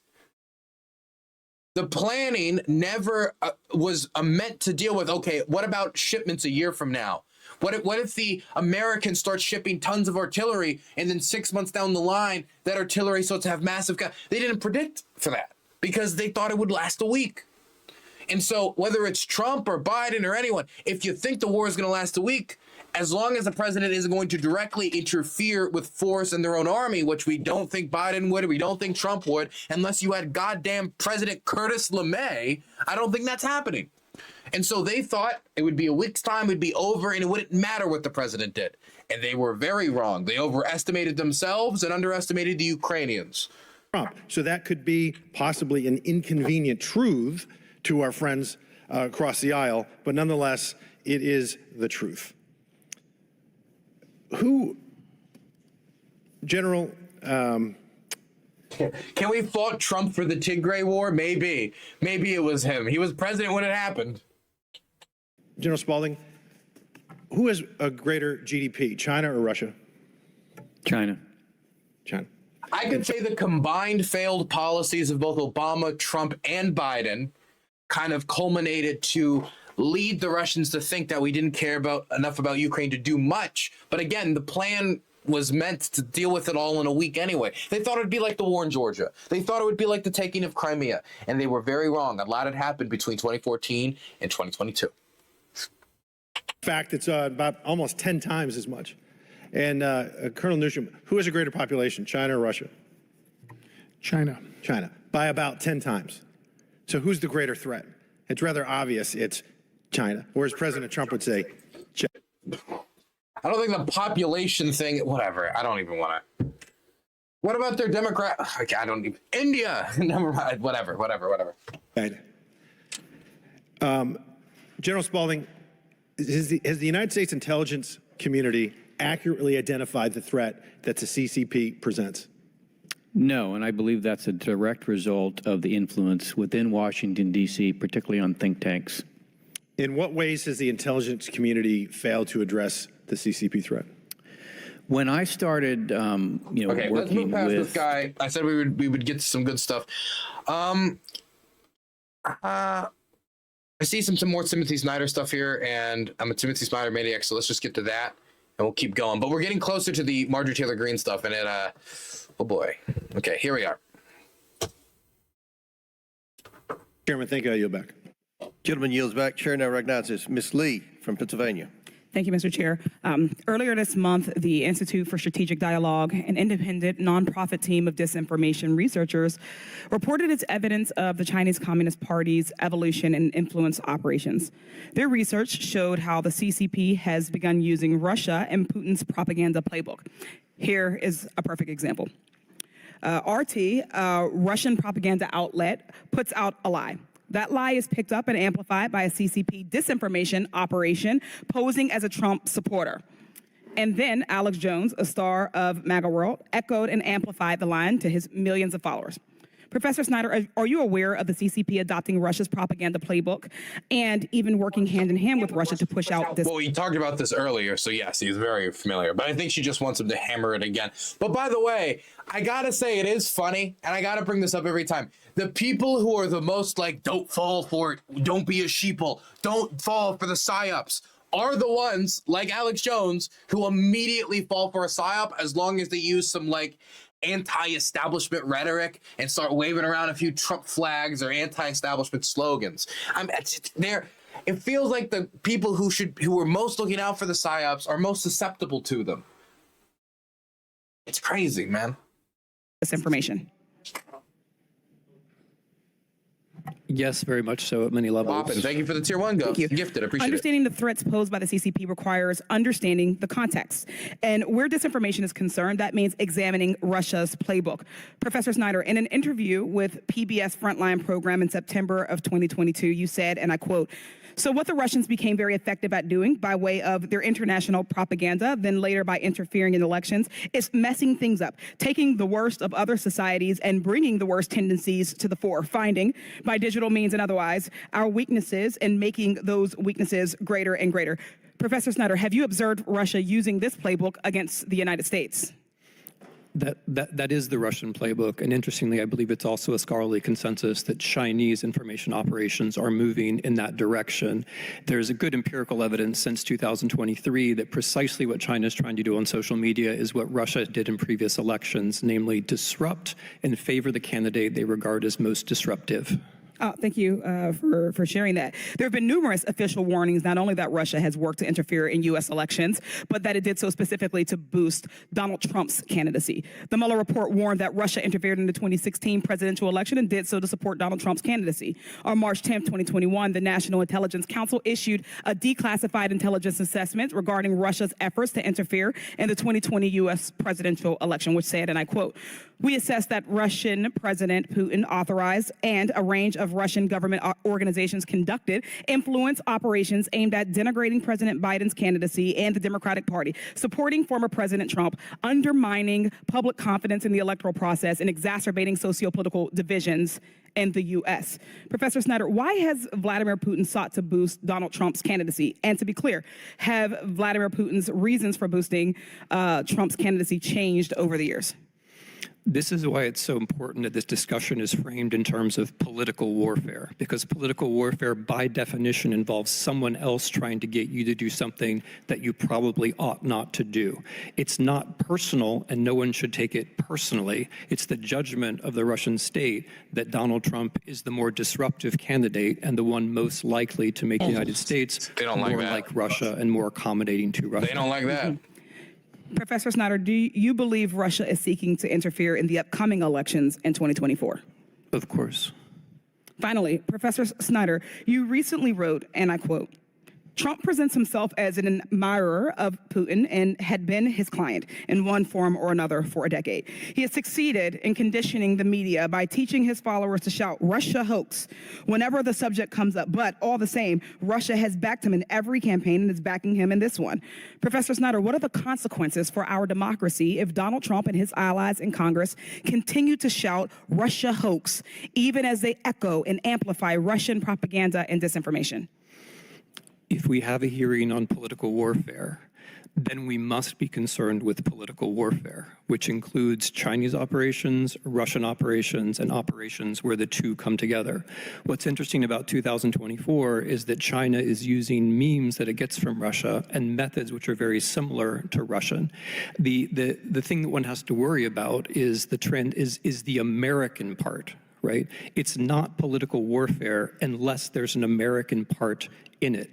Unless our minds and our mouths move, it's not political warfare. And so if our minds and our mouths are replicating things that come from China or from Russia, then we are probably doing things which are not in our interest. To repeat, that is the essence of political warfare, which is meant to be our subject today. Thank you. While the Stop the Steal MAGA party claim to love America and democracy so much, they've shown they're willing to undermine it every step of the way, even by courting our adversaries to ensure their permanent rule. I yield back. Chair now recognize Mr. Timmons from South Carolina. Oh, wrong one. Thank you, Mr. Chairman. General Spalding, I'm going to be directing all my questions at you. Okay, well, I don't really want to listen to General Spalding. Let's move on. Okay, then we got Dan Goldman, and then I think we've got Marjorie. No, we got Ayanna Pressley. I'm sorry, I thought it was Marjorie was sooner. Marjorie is in this though, and that is the moment we're building up to. We're building up to Marjorie. Building up to Marjorie. Sorry, my mic was not close to my face. For the matter. Good. Answer the question as Mr. Goldman. Mr. Goldman. Thank you, Mr. Chairman. Hey, I know I'm gonna take IRI a minute just to answer the question you keep asking, which is, what is the business of the Bidens? Not surprisingly, you consistently and continually refer to the Bidens, the Biden family, and you never refer to the individual names. So let me just help you out with telling you what the professions are of the Bidens.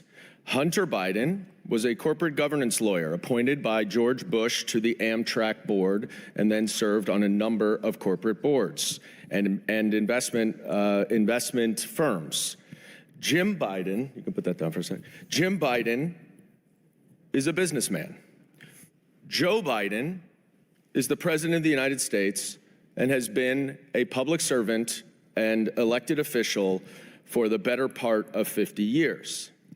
Now, Hunter Biden, you may want to discuss what his business was and whether he was equipped to be part of an investment firm to provide services based on his experience, but that has nothing to do with your jurisdiction or the impeachment investigation, because you cannot link any of his business dealings, A, to any foreign government, which he was never paid by, unlike Donald Trump's and Donald Trump's family, or B, to the President of the United States. And that's why your impeachment investigation is a spectacular failure.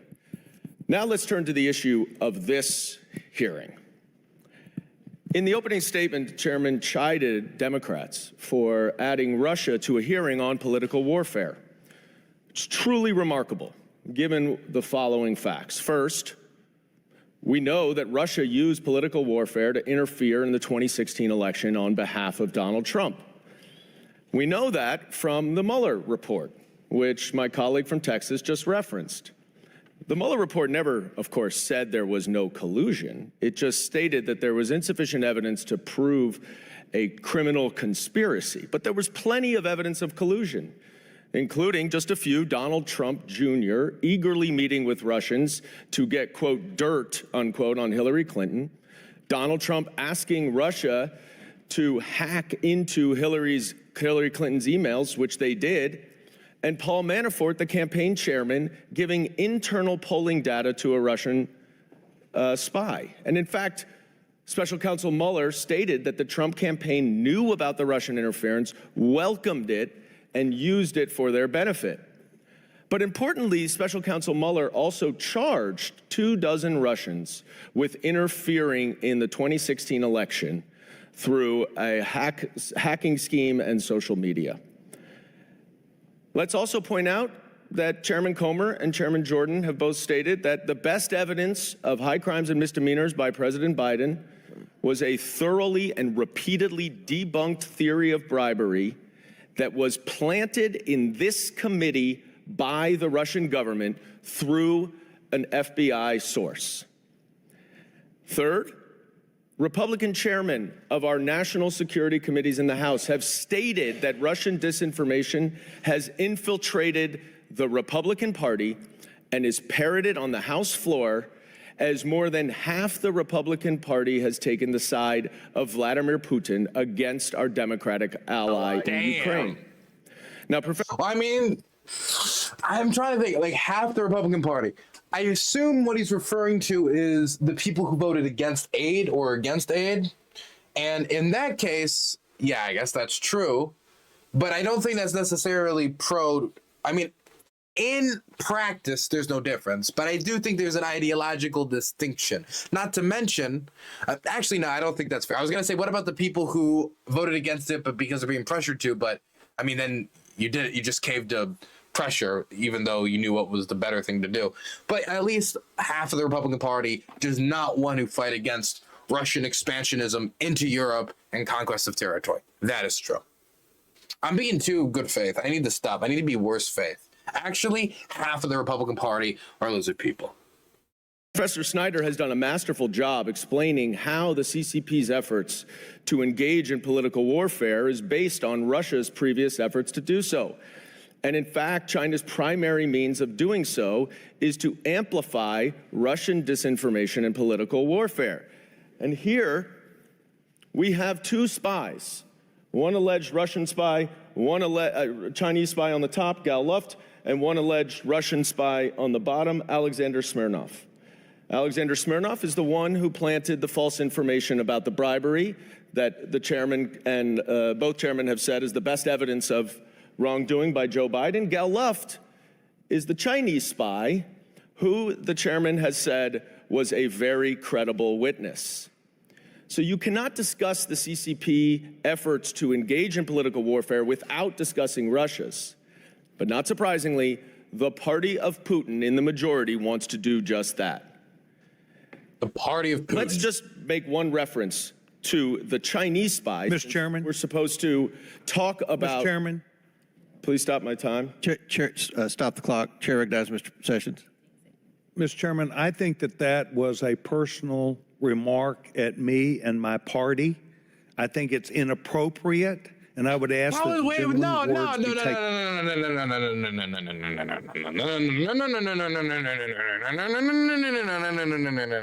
Okay. Number one, get over it. Number two, it's not a personal attack if it's an attack against your party. It's an attack against a group, not an individual. He didn't say, that dumb motherfucker out there needs to shut up. That's not what he said. He said the party, the Republican Party. He didn't call out any individual. It can't be an individual attack if it's against the party. I think it's inappropriate, and I would ask that the gentleman's words be taken down. I don't think the gentleman mentioned your name. Did he? He said the party of. He referred to my party as the party of Putin, and that is a personal slanderous statement.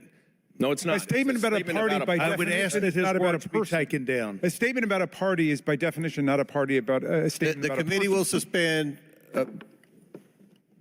I do get to defend myself, Mr. Chairman, and what I would say is that We've suspended.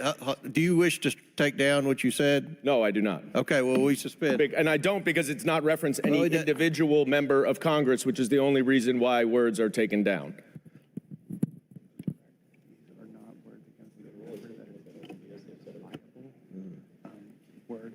This is pretty clear cut to me. Don't know what all the deliberation's about. Party is not a person. The party is Trump. Trump is the party. The chair has ruled that, unfortunately, since his remarks weren't directed towards a person but rather a party, then they cannot be taken down. But I will remind everyone about the decorum that we have all agreed to abide by, as well as the purpose of this hearing. It's about the Chinese Communist Party's influence in America. And I think, Mr. Chairman, if I could have my you have time 14 restored. seconds. No, I'd like my time restored to 20 seconds because I would like to talk about what you just said is this hearing, the point of this hearing, which is the CCP. So if I could get my time back to 20 seconds, I just have one more point to make on that. 20 seconds. Thank you. 19. So let's talk about the CCP's infiltration. After Gal Luft was arrested, and a simple internet search would show that he was arrested, the chairman said that he was a very credible witness on the Biden family corruption. Do you know what else he was charged for? He was charged for making false statements to law enforcement about the very information that the chairman claimed to be credible. Time's expired. Just like Chair now Alexander recognizes Smirnov, Mr. Burchett from the Tennessee. Russian agent was Chair charged with false recognizes Mr. statements. Damn. Thank you, Mr. Chairman. Mr. Mattis, how did the Chinese Ministry of State Security and the Chinese Ministry of Public Service advance Communist China's unrestricted warfare against the United States? Aggressively. There's your answer. Okay, next person. Ayanna Presley. I want to hear that. We have the responsibility to weigh our words carefully, especially during discussions like the one that we're having here today. The Chinese Communist Party has adopted Russian propaganda efforts to interfere in our elections and advance its own objectives. We should address that issue seriously, and we can and must do so without stigmatizing and discriminating against people based on their identities. Racial slurs are not a national security strategy. Save the best for They do last. nothing to help counter the threat posed by the CCP. Mr. Mattis, in a June 2023 tweet, you wrote that equating the Chinese Communist Party to Chinese culture is, quote, racist by any other name, end quote. I agree. Distinguishing between a political party and an entire race of people and its culture is important. And we have the moral responsibility to make that clear, yet it's lost on some. Mr. Mattis, what is the harm in equating China's ruling party, the Chinese Communist Party, with all people of Chinese descent?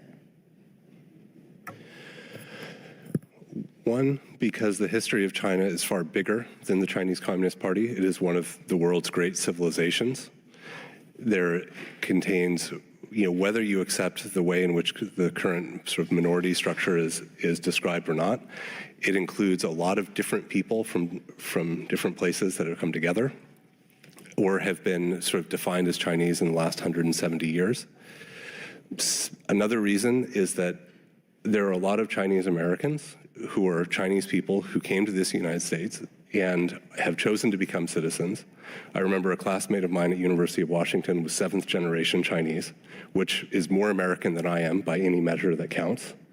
And to pretend that they are somehow represented by the Chinese Communist Party rather than their local politicians. I'm being asked by YouTube chat to play Jasmine Crockett at the end, who is... Where's Jasmine Crockett? Where's Jasmine Crockett? Oh, yeah.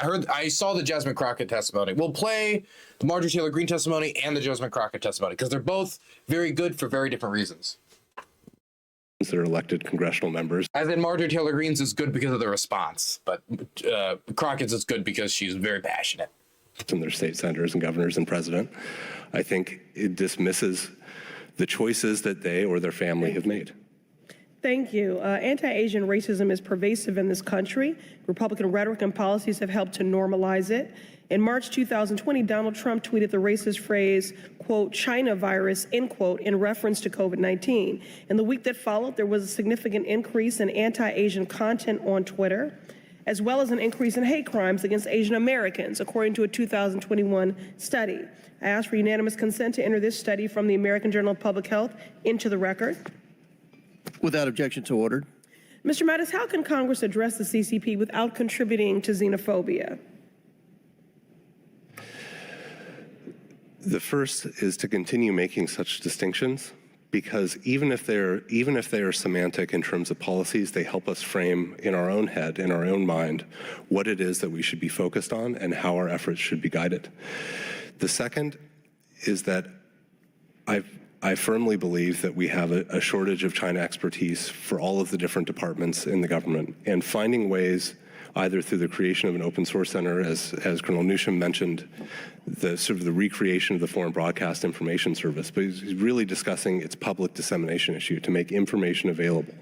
Because at the end of the day, our federal government and law enforcement will focus on illegal behavior, and that's where we want it in a democracy.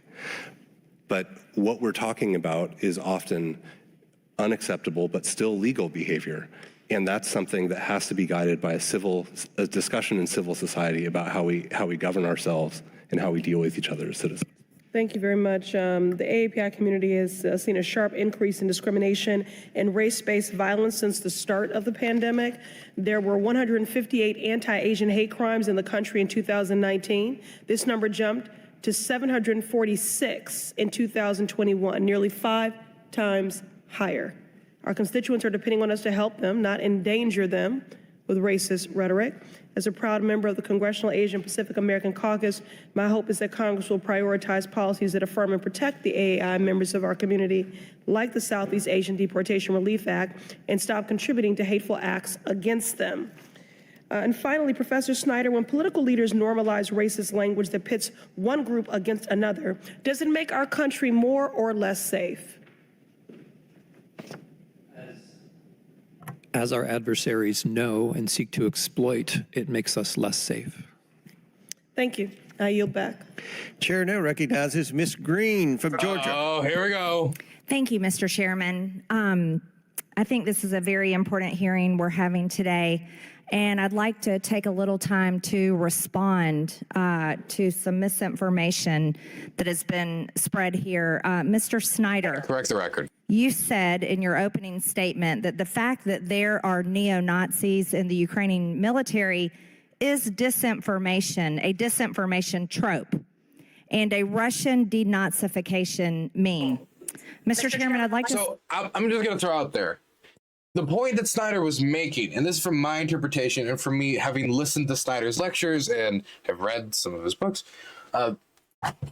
The point he was trying to get at isn't that there's no Nazis in the Ukrainian military, is that the idea that Nazism is especially a problem that could be solved by the invasion, and or that it's so prominent in Ukrainian society that Ukrainian society is a Nazi society, or that by giving funds to Ukraine we're funding Nazism, and Nazism's like it is a very unpopular ideology in Ukraine, in large part due to the fact that the Nazis went into Ukraine and Ukraine was the center of Lebensraum, which, you know, the land transfer program that the Germans wanted to do to take over Ukraine, which has dark, fertile soil, and make it the center of their settlement policies. They believed that the Ukrainians were inferior. They believed that they were inferior. They wanted them either dead or for cheap labor. And because of that reason, out of all the areas of the Soviet Union, Ukraine was occupied the longest from 1941 to 1944 when Kiev was liberated by the Red Army, largely made up of Ukrainians in large part, by the way. Took a lot of losses, millions and millions of losses. And they felt the hatred and the killing of the SS. And while people will talk about, for example, the Galicians, the Galician unit and the Ukrainians that collaborated, much more Ukrainians fought against Nazism. And Zelensky himself was celebrating the victory over Nazism. I was here last year when he was celebrating it. I was drinking with the miners at a barbecue. I remember being like, oh, look at that. He's celebrating the anniversary of the defeat of Nazism. So the point that Snyder was making is that the idea of using it as a justification to invade or reason to undercut aid, definitely when most of the far-right contingents that do actually exist in Ukraine have largely lost the influence that they used to have, either in the armed forces and or in Ukrainian political society, even though they didn't particularly have a lot before to begin with anyway, is because more armed forces have been joined into the Ukrainian army. Many have left, many have died. And I mean, we just saw that right sector seems to be getting cracked down upon right now by the Ukrainian government due to the fact that it seems, due to an investigation by the Ukrainian government, that the 67th, which is what right sector turned into, was treating new recruits who were not with the old right sector political movement differently and sending them, calling them pixels in reference to their uniform, the regular armed forces camo, into the hot zones while keeping the old right sector fighters back. At least that's what the investigation says. I've interviewed right sector fighters. I was not told that by that. I'm just saying what the Ukrainian government has investigated. But what they're doing now is they're taking different right sector fighters and literally separating them, throwing here, throwing there. If these groups were really that popular, and by the way, I mean, I think using the word Nazi even as a catch-all term for these groups is extremely reductionist and I don't think fair, but still, Ukraine far-right, Ukrainian nationalists, whatever you want to call it, right now the Ukrainian government is taking their people and sending them everywhere. If they controlled everything, the Ukrainian government wouldn't be able to separate them like that. They wouldn't be able to. They wouldn't have the power. They would have more legislative control. The Ukrainian government wouldn't be instituting discrimination protections for LGBT people, which they did like 7 years ago. It would be the most milquetoast Reich I've ever seen in my life, led by a Jewish man whose family was killed in the Holocaust. So I think it was more trying to get towards the idea that the trope, which is what he talked about, and that's what she said, the trope of the Nazi in Ukraine. The trope, not the idea that there's zero Nazis in Ukraine. Bop and Wap, thank you so much for gifting 5 Tier 1 subs since we've been streaming for almost 5 hours now and covering committee hearings. We're becoming the IRI channel. Thank you so much for gifting 5 Tier 1 subs. Now let's get back. Well, quickly, let me just see who. To Suspender, Ivory, Inhabitant, Content Pig, Lieb, and Anglo-Cossack. Anglo-Cossack, good viewer, like Anglo-Cossack. I appreciate it. Submit for the record this 2021 Time Magazine article titled How a White Supremacist Militia Uses Facebook to Radicalize and Train New Members about the Ukrainian neo-Nazi Azov Battalion. Without objection to ordered. Thank you. Time also put together a piece only 3 years ago, and it's quite an extensive video that gives full information about the Nazis in Ukraine and their recruitment efforts that go all around the world. It's amazing to me that just in a few years' time, it's now considered misinformation to talk about the Nazis in Ukraine. That's not what he said. I'd like to quote the article. He didn't say it's misinformation to talk about it. He said it was the trope, the idea of the Nazi Ukrainians. The trope is misinformation, which is true.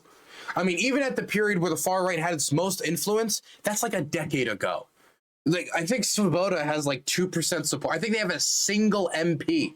A single MP. And we're talking about Svoboda. We're not even talking about right sector. We're not talking about the National Core, which is Azov's political party. We're talking about Svoboda, which was supposed to be the predominant nationalist movement from Western Ukraine. A single seat out of 450. I mean, come on. Headless Chicken, thanks for the primer. I appreciate that. Thank you for the Bezos bucks. Nazis in Ukraine. I'd like to quote the article. It says that Ali Soufan, a security consultant and former FBI agent who has studied Azov Nazis, estimates that more than 17,000 foreign fighters have come to Ukraine over the past 6 years from 50 countries. According to Christopher Wray, the FBI... What am I supposed... Wait, okay, back up. What am I supposed to take from that? 17,500 foreign fighters have come to Ukraine in the past 6 years. Is she talking about before the big war or after the big war? Either way, does that mean on the Russian side too? It just said 17,500. So that would include that Serbian who got killed for the Russians back in the day, the one that the Russians used to kind of have a weird fetish for. Or does that, and all of them? And if that's all of them, does that also include the ones who did nothing with Azov and were just doing their own thing? And like, not all the volunteer battalions were like really like big Ukrainian, like hardcore national. There were others as well. Like, just all we're just going to designate any foreign person who looked at Ukraine's struggle for independence and went there and fought. They're all just goose stepping along everywhere. I mean, I know people who are anarchists that were fighting in that time period, or maybe they're hiding it from me. Maybe I don't know. FBI director, he said that Azov has been recruiting and radicalizing and training American citizens for years. He also finished saying in his testimony to the U.S. Senate that American white supremacists are actually traveling overseas to train. This is an extremely concerning situation. I don't think anyone in the United States government, American... Right here, I do want to throw out there, this is an issue with wars that happen all the way across the world with white supremacists. Well, white supremacists dreaming of racial war will go to war zones. Happened in Vietnam, too. Happened in a lot of the Vietnam vets came back and were like hardcore. And I'm saying this as somebody who's raised by a Vietnam vet who was not part of that group, but came back and dedicated themselves to like the white race or whatever, and did a lot of militant training in the woods and like compounds and stuff. It's a real issue, and it's not just there. Like, there was an issue about like extremists going to do this in Syria and other places as well. But Ukraine was the battlefield in Europe. And so if you're a white supremacist, you're like, well, I want to go fight for the Europeans. But the problem is that there's white supremacist units or white supremacists both on the Russian and Ukrainian side who are both finding some reason to think that they're actually fighting for the right race by fighting the other guy on the other side who thinks he's fighting for the white race. And so, like, again, it just, at worst, it's a wash. Actually traveling overseas to train.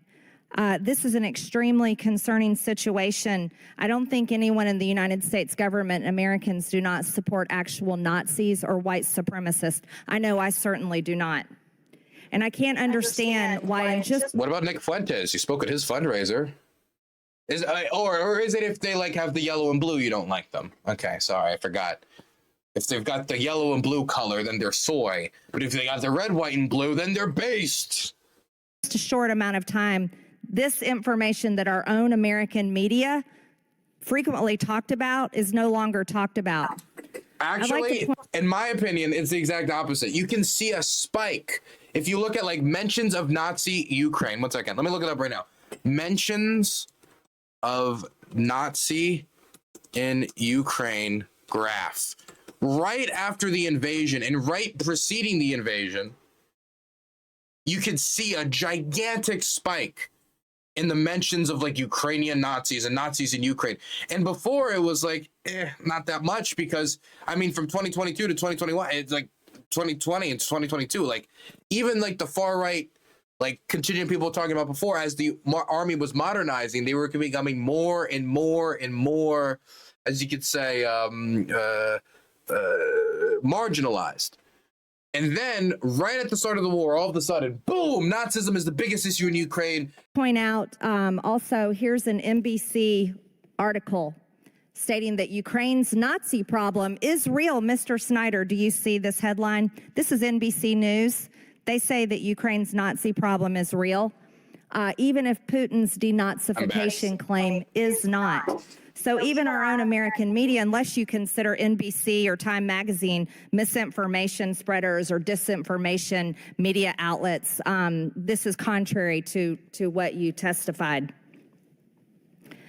And there's frequent pictures all over. Anybody can find them of Nazis. Here they are. This looks like something you'd see out of Hitler's Germany. Does it? It's two guys doing the Nazi salute. Is that what Hitler's Germany means to you? I'm sorry. Is this why remember when she talked about the Gazpacho police that was rounding up all of the opponents and how we're having to wear masks is like the Holocaust, and she had to go to the Holocaust Museum and apologize? I think out of all the people who can identify what Nazi Germany looks like, I think it's a little bit more than two guys throwing up a Nazi salute. I think, there was an extermination of 6 million people. Or I guess that doesn't matter. It's two guys throwing up a Nazi salute. I can show you U.S. soldiers with SS flags. I can point to that. Oh my gosh, that looks like something I see in Nazi Germany. Oh my God, America, Nazi Germany, the same thing. Stupid, man. It's stupid. Stupid, stupid, stupid. My goodness. If the case is we cannot support countries that have the far right in its armed forces, we couldn't support the Germans right now, which has a problem with the far right in its armed forces, which you would think is the case because of history, but it is the case. There's so many different armies we couldn't support, even no matter how marginalized those forces would be. It's just that back in 2014, these groups, which are now much more marginalized, and even at the time were not dominant enough to take over the country or anything like that. Back in 2014, there was so little centralized power in response to the Russian invasion. Literally anybody that could pick up a gun and would go over there and fight willingly, the government was like, okay, good, fine, okay, yes, somebody do something, the country's falling apart. If we were invaded, we'd probably have a bunch of U.S. militia. You don't think the Proud Boys would form a militia? You don't think that all of the marginalized, weird, like tiny niche groups, or not even the niche groups, the bigger groups, wouldn't form militias to defend the country? I'm just throwing that information out there. Just throwing out these little pieces of information. From Ukraine. And this is something that's extremely important to talk about. According to the Council of Europe, however, Ukraine is ranked well in the top half of countries in terms of how corrupt they are. In the last 5 years, Ukraine is ranked close to the countries like Gambia, Iran, Myanmar, and Sierra Leone in corruption. That's not very free and democratic company to keep. Ukraine has canceled their election. Okay, number one, there's a few things. I like that it can't be just one of the most corrupt countries in the world. It's not in the bottom half. By the way, I think it might have actually very recently over the war actually slid into the bottom half. It might have. Just throwing that out there. But besides that, she's not questioning the democracy in Ukraine. It's just that they've got corruption, not very democratic, is it? I mean, okay. But I would say that if Ukraine wanted to deal with its corruption problem, EU integration is a good way to help deal with it. I mean, not completely annihilate it, but the regulations would certainly help. And if she's concerned and she's going to talk about, I don't know if in this instance she talks about the religious minorities in Transcarpathia, the Hungarian minority. If you're concerned about that, EU membership comes with more restrictions upon what you can do to linguistic minorities in your country. I mean, she's honestly, I would say, Greene, you're making a great case as to why Ukraine needs to win the war and join the EU. That's not very free and democratic company to keep. Ukraine has canceled their elections, arrested members of the press. I just want to throw out there that Winston Churchill, dictator of the United Kingdom, didn't have elections during the war. I mean, that was in part because it was in the Constitution and there was a war, and so they followed the Constitution, and they said during wartime you can avoid that. And then towards the end of it, they had an election, he lost and he stepped down. And, Zelensky, he had a democratic election that got him into power. Then there was a war, and then the Constitution checked in, which said you could, until the crisis is over, You don't have elections until after, which was part of the Constitution. But I guess Zelensky should have just thrown out the Ukrainian Constitution. He should have just ignored it and said, never mind, we're going to have elections anyway. We're going to have everybody line up at the polling stations, including the millions that are displaced. Oh, and what about the people in occupied territory? How are they going to get the vote? And they said, you know what? We're going to follow the Constitution, what's on the books, and we'll have the election after the war. I want to throw something out. Ukraine was invaded in 2014. Petro Poroshenko was then elected to be president of Ukraine. He then led Ukraine through a period of the ATO and into the war, and into the frozen kind of war. He could have made the argument, oh, we're in a period of crisis, we're technically at war, Ukraine's Crimea is occupied, no elections. He could have tried to do that. He probably knew that that would end with him trying to, basically getting the Yanukovych treatment and fleeing the country. And so I don't think that talking about canceled elections in a bubble, when you're not addressing the fact that it was in the Constitution, they were invaded, there's a historical precedent for this. I think it's a little disingenuous, honestly. I think Marjorie Taylor Greene might be being a little disingenuous here. Ukraine has canceled their elections, arrested members of the press, not allowed different... When you say arrested members of the press, I don't know who she's referring to. I don't know if it's the Gonzalo Lira story. It'd be really funny if it was, because then she's considering Gonzalo Lira the press. Because I don't consider him a press. I consider him a Russian propagandist blogger. Because that's what he did. And he didn't do journalism. He just repeated Russian state propaganda from an apartment in Kharkiv. Never went out and did really, the reporting aspect of being a reporter. But I don't know what else she's referring to. There is a problem in Ukraine when it comes to the press, but the problem is that there's real problems in Ukraine when it comes to civil society. There's real problems in Ukraine when it comes to corruption. For example, I could talk about the hostile military administration, or I could talk about those journalists who were having that party who then found that they were being recorded from some secret cameras, secret audio, and then that was posted by a Telegram account associated with the Zelensky government. Now, whether that was Zelensky himself, I don't know, but I don't like that. That makes me uncomfortable. Who did that? We don't know. There's other issues as well. For example, the military jacket scandal. There's other scandals I can point to as well. But the problem is Marjorie Taylor Greene's interpretation of Ukrainian corruption is the same one that nerd Vivek Ramaswamy had, which was, we send weapons over, then they export them to the cartels, and then the cartels... It's ridiculous. It's cartoonish. When usually we have a Ukrainian government official who has a buddy who has a shell company that he made a few months ago that then takes this contract that could have been given to a better group. This is why ProZero was a great program in Ukraine, by the way, and U.S. aid helped Ukraine set that up, and it saved them billions of dollars when it comes to these contracts with these companies. That adds more transparency to the process, by making the process public, by making the process transparent. But the way it would work is that these guys would give these contracts to their buddies, who would then give them a kickback, and then they would cut the quality of the service to save money. And so people would get bad service, and they would enrich themselves, and the politician would enrich themselves. That's how the corruption would work. But you want to know what that is? That's a bunch of paperwork. That's a bunch of backroom dealing. That's not as fun as... Well, actually, as Marjorie Taylor Greene has suggested in the past, the Ukrainians are harvesting the organs of babies in order to fund the war effort. Well, actually, just the endless theories that have come out of her mouth. So instead of going in and finding out the actual corruption stories and listening to Ukrainian journalists being like, hey, it's kind of crazy. At the start of the International Legion, the Legion let in this Polish mafia boss to gallivant around and loot. This is a real scandal. This would be brought to attention to this. That's not what attention is brought to, because they don't listen to good Ukrainian-based reporters. They listen to Russian propaganda, so it's always the same beats, and that's why I'm always responding to the same things over and over and over and over again. Every stream, every video, every time this dumb, knuckle-dragging Neanderthal opens her mouth. Because it's always from the same Russian agents out there, either getting it in her ear through social media, getting it in her ear directly, or it just, the drippings somehow finding her way into paperwork put on her desk by her staffers, which, oh my God, Marjorie Taylor Greene's bad enough. Could you imagine the people she trusts to hire and work under her? Their elections, arrested members of the press, not allowed different types of religion unless it goes along with the Ukrainian government.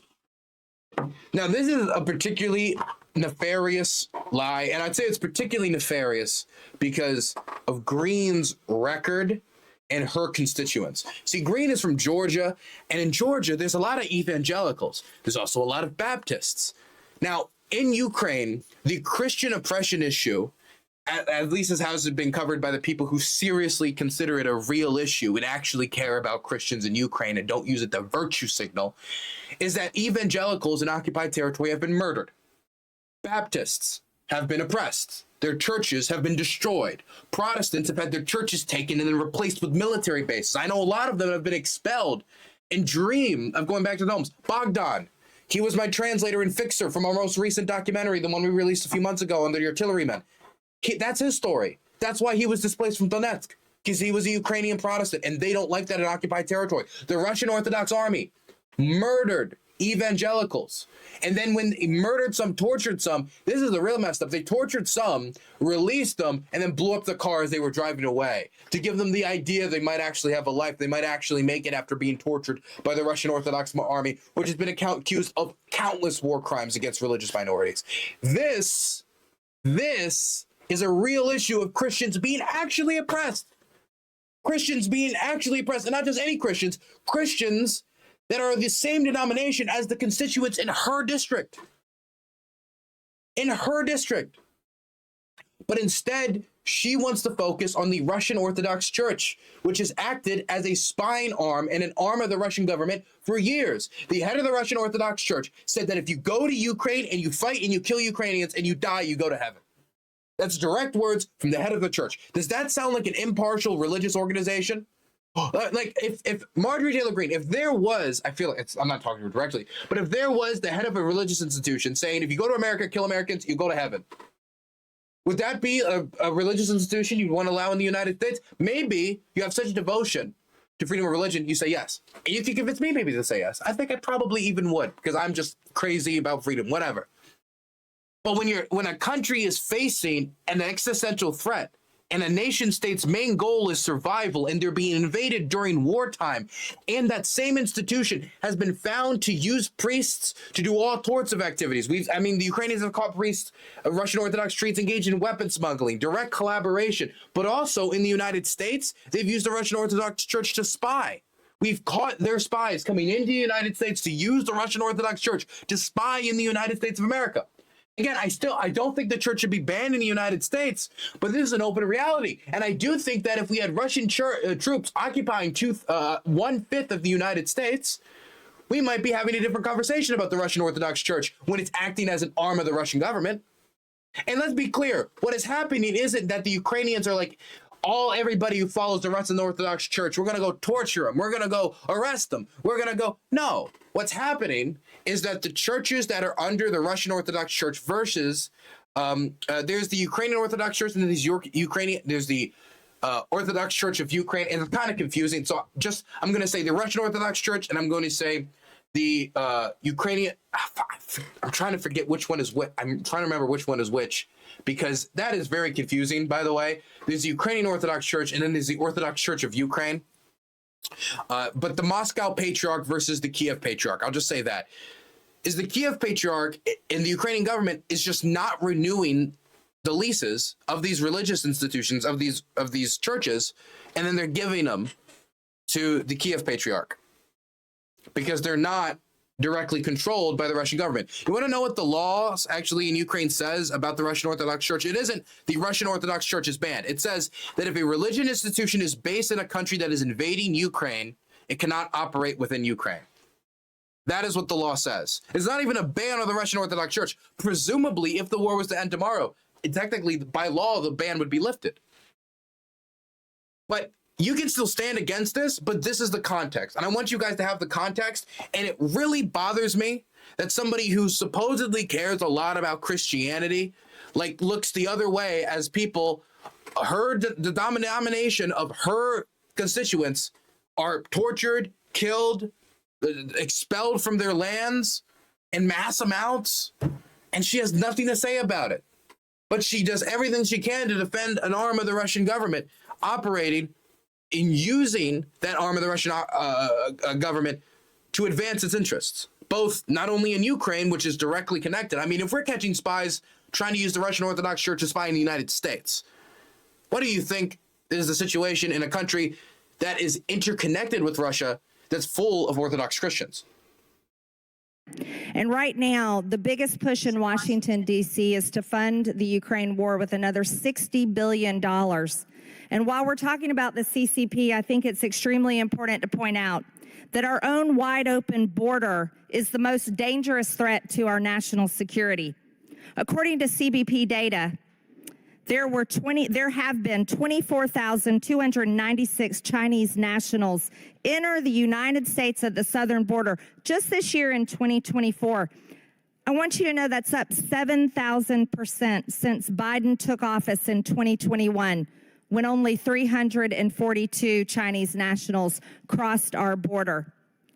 When we're talking about national security and talking about threats through the United States, Congress needs to remember that our open border is the greatest threat to the American people who, by the way, Monday was tax day, April 15th, when struggling Americans pulled together to pay their taxes or filed for extensions or paid money that they just didn't have and desperately are hoping for a tax return.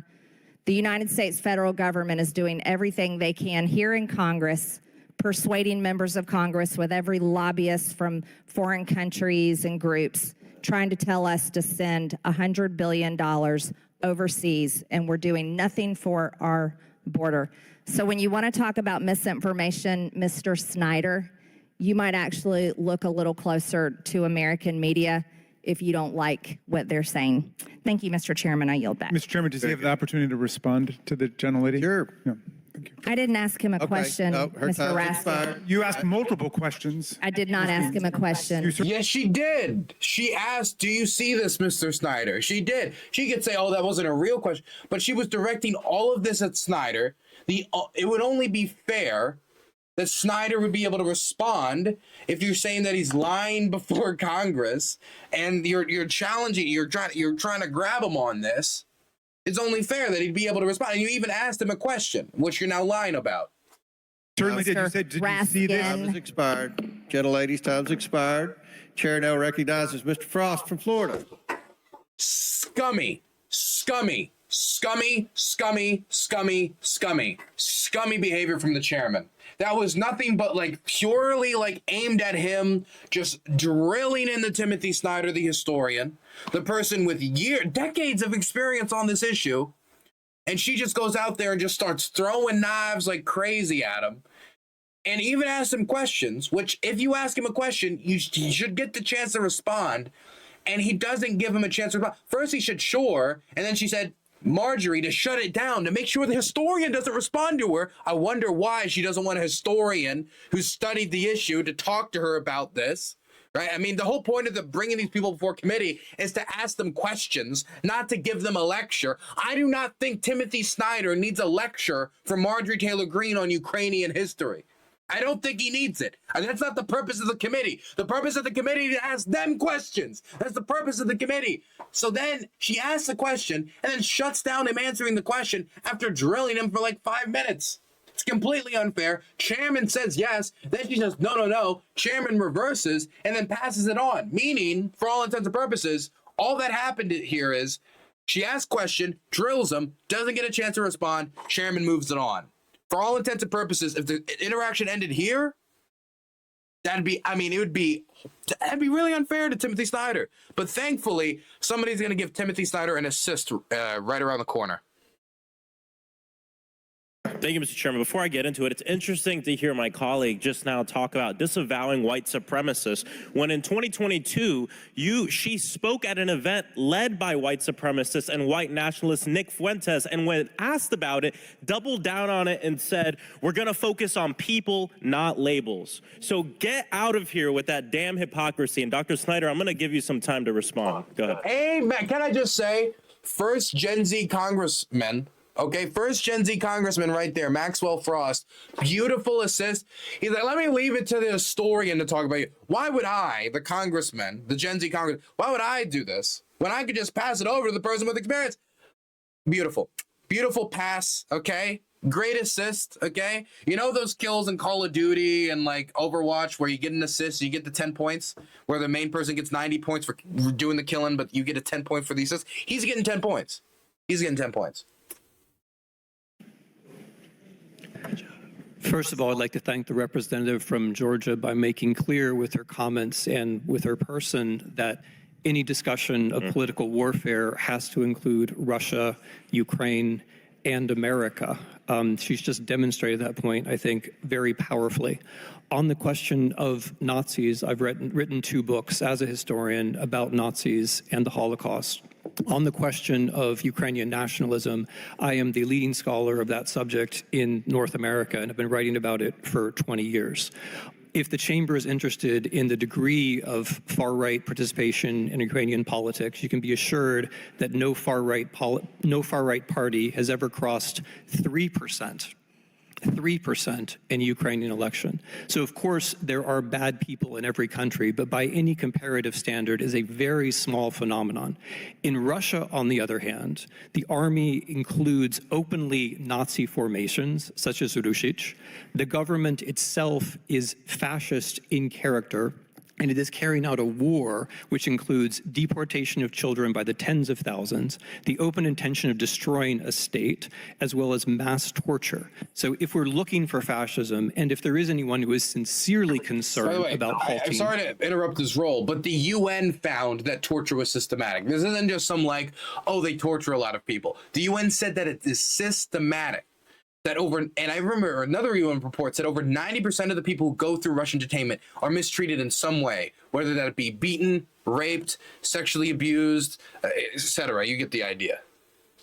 The open intention of destroying a state, as well as mass torture. So if we're looking for fascism, and if there is anyone who is sincerely concerned about halting fascism or racism, you would wish to halt Russia.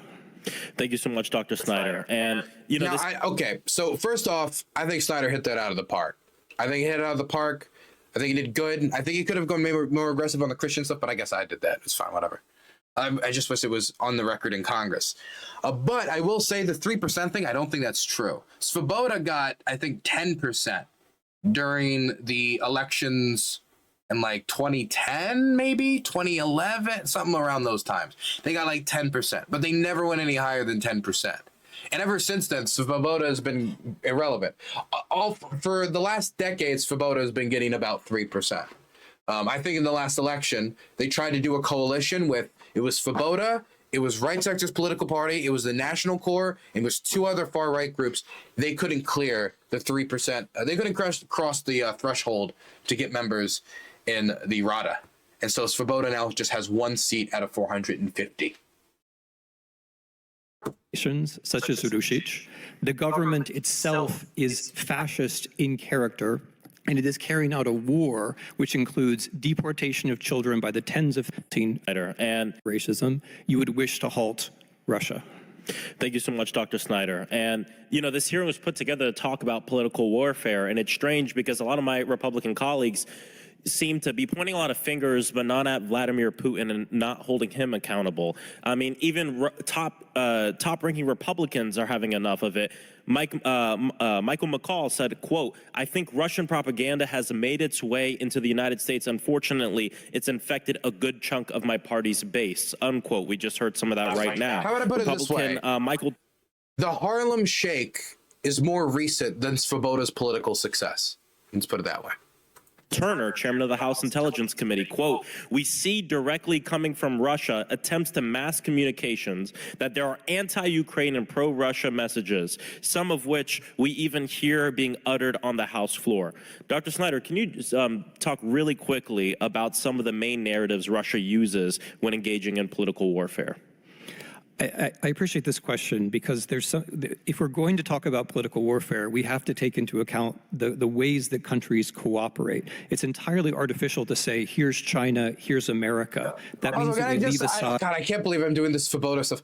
But Svoboda also, I gotta say, they cut out a lot of weird, like I think it was White Hammer and other groups going into those elections to try to, it almost felt like they were doing like the Marie Le Pen National Front. Look, we've changed. They didn't do much changing. They did a tiny bit of changing.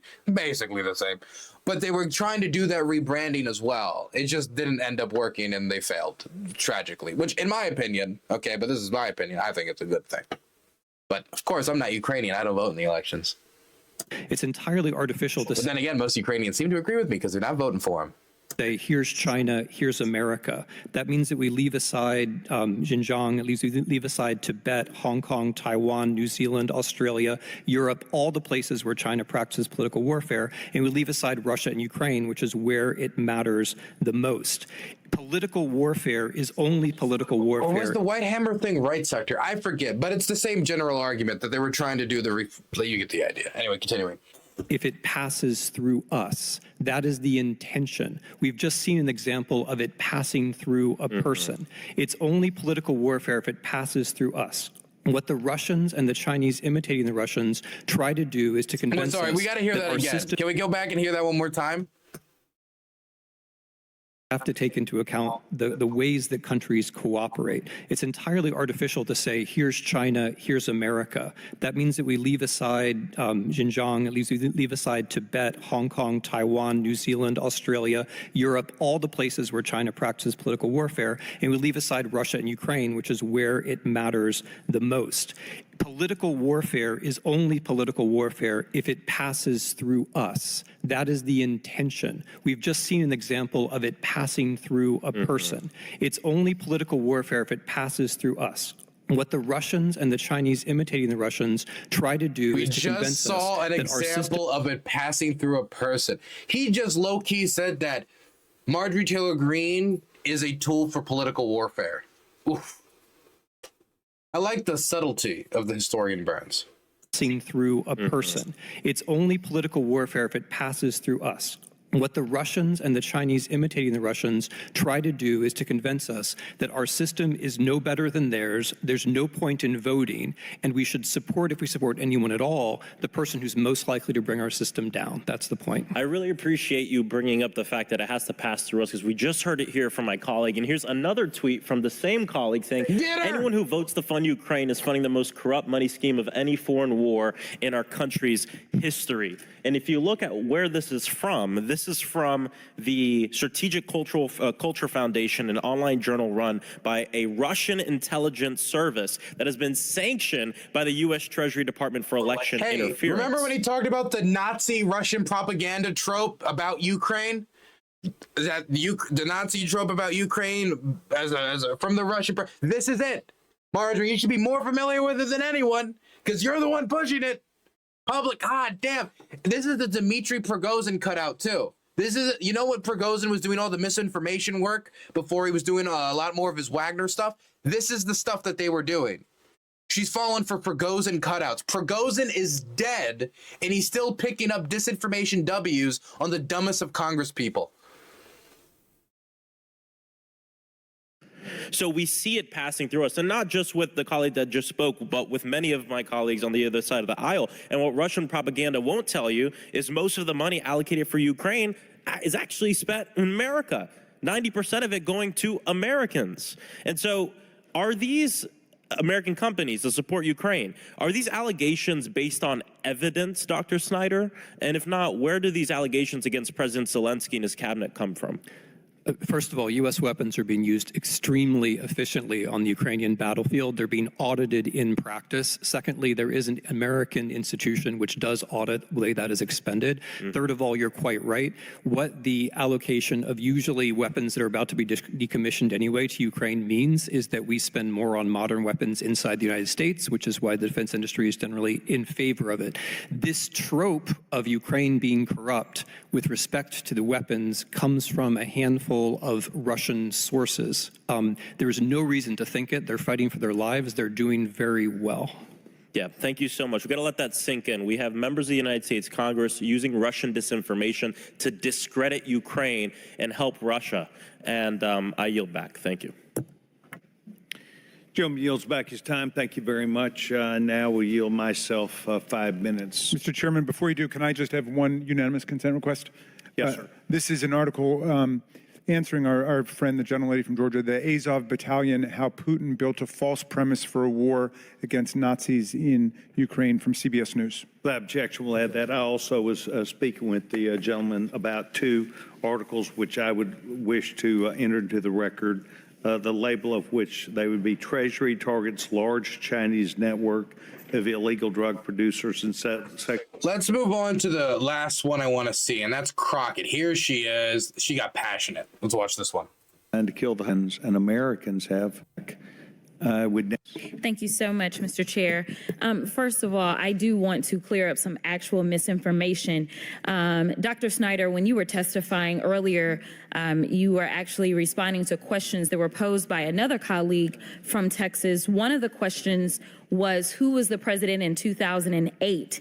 And to be clear, Obama ran in 2008, but Obama did not swear in until 2009. So when my colleague asked about invasions from Russia, actually in 2008, Russia was invading Georgia, and it was another Texan that was the president at the time, and that was George Bush. In addition to that, can I just say, U.S. Congress people having some remembrance of the Russian invasion of Georgia, it's upper percentile of foreign policy knowledge is all I'm saying. That was the president at the time, and that was George Bush. In addition to that, one of the things that my colleague did not inquire about, but I want to make sure we're clear about, is that Trump was president in 2019 when he threatened to withhold aid to the Ukrainians as they were being threatened by the Russians. So I do want to make sure that we do that. You know, what is wild to me is that this word patriot seems to be getting co-opted for propagandists, because that's what they do, all right? So we're going to talk about what my colleague from Georgia, she talked about misinformation, and I don't know what she was talking about, but nevertheless, we can look at her own tweets and we can find plenty of misinformation, but we're just going to go through one specific tweet. Now, she said that we need to work with Israel to track down the serial numbers on any U.S. weapons used by Hamas against Israel. Dr. Snyder, I may be going out on a limb, but are you aware that that was actually just propaganda that was put out and there actually were not U.S. weapons that were being used by Hamas, as she attempted to insinuate in this tweet? I mean, we first of all, I mean, look, Vivek Ramaswamy fell for the same thing. He just thought it was the cartels. She fell for it for Hamas. Next, we're going to find out that American weapons sent to Ukraine were sent to the fucking rapid support forces in Sudan or Al-Qaeda or ISIS or whoever now. It's going to be everyone. Everybody's just getting the Ukraine weapons. Everybody but Ukraine's getting the Ukraine weapons, apparently. I appreciate the clarification. I knew that the question, who were the American presidents, was going to be the toughest one I got from that side. So I appreciate your helping me out. Yes, I mean, obviously there what you have is a typical example of American-Russian messaging where the implicit idea is supposed to be we shouldn't give weapons to Ukraine because they're going to end up going somewhere else. There's no evidence for that. It's hard to think of an example where American weapons have been leveraged with such success as on the Ukrainian battlefield. Thank you so much. In fact, for some people, especially people that serve on the committee, they may be surprised to know that it's actually a former Russian president and Putin's sidekick, Dmitry, and I don't want to slaughter his name, so I'm going to say Dmitry M., who actually she quote tweeted. See, the problem she quote tweeted Dmitry Medvedev as a source? Oh my dog. That's just pathetic.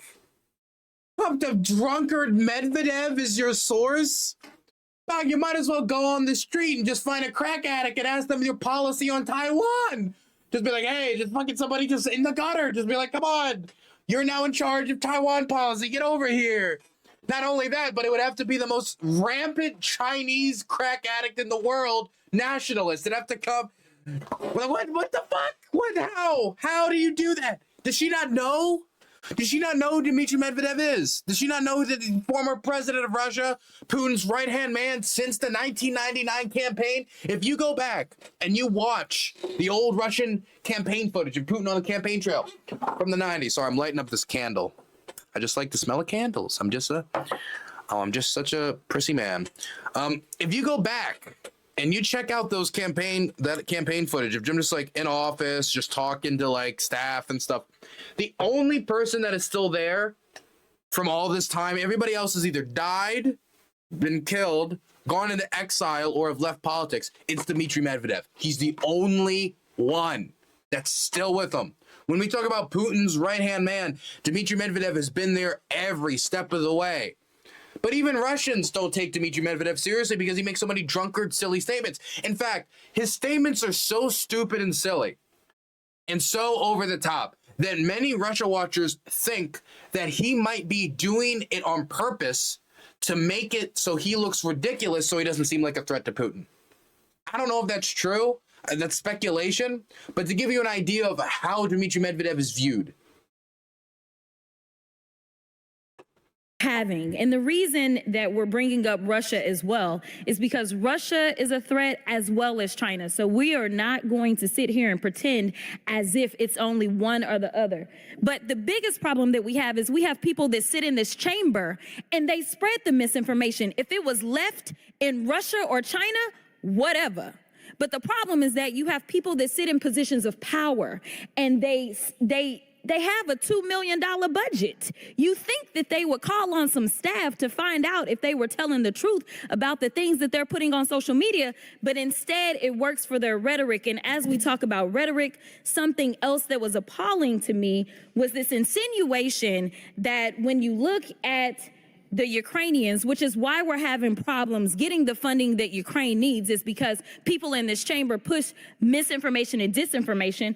They want to talk about the Ukrainians got all of these Nazis. Well, let me tell you something. You can find Nazis anywhere. You can find them right here in the United States. In fact, a bunch of the people that they're calling victims and prisoners of war, also known as convicted felons from January 6th, I have an article that I'd like to enter into the record by unanimous consent that says neo-Nazi January 6th rioter pleads guilty.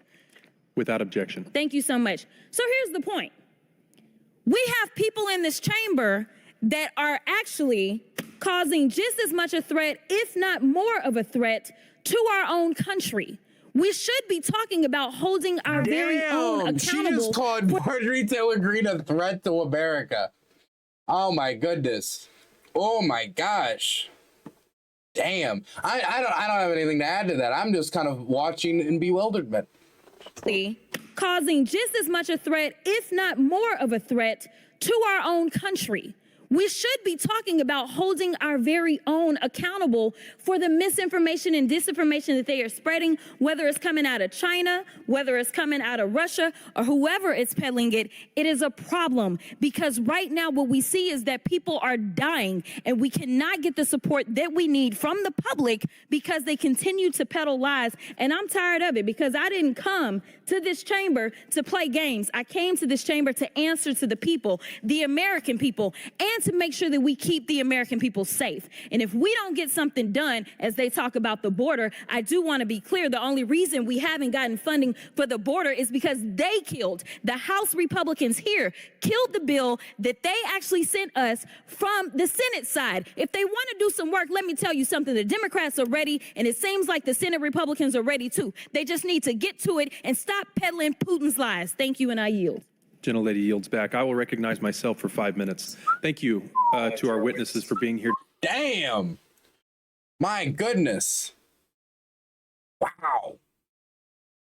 God damn. He tore him up. He tore him up. She tore them up. My goodness. I don't know if we have anything else here. I think we're probably gonna tap out at this point. I think I don't think anybody can top that one. So I think that we just got it there. But my goodness, can we just say, God damn, I'm not a big fan of bullying, but when it's Marjorie Taylor Greene, gloves off. That was cathartic. That was, man, I think I need a cigarette after that. I think I need a cigarette after that. My goodness.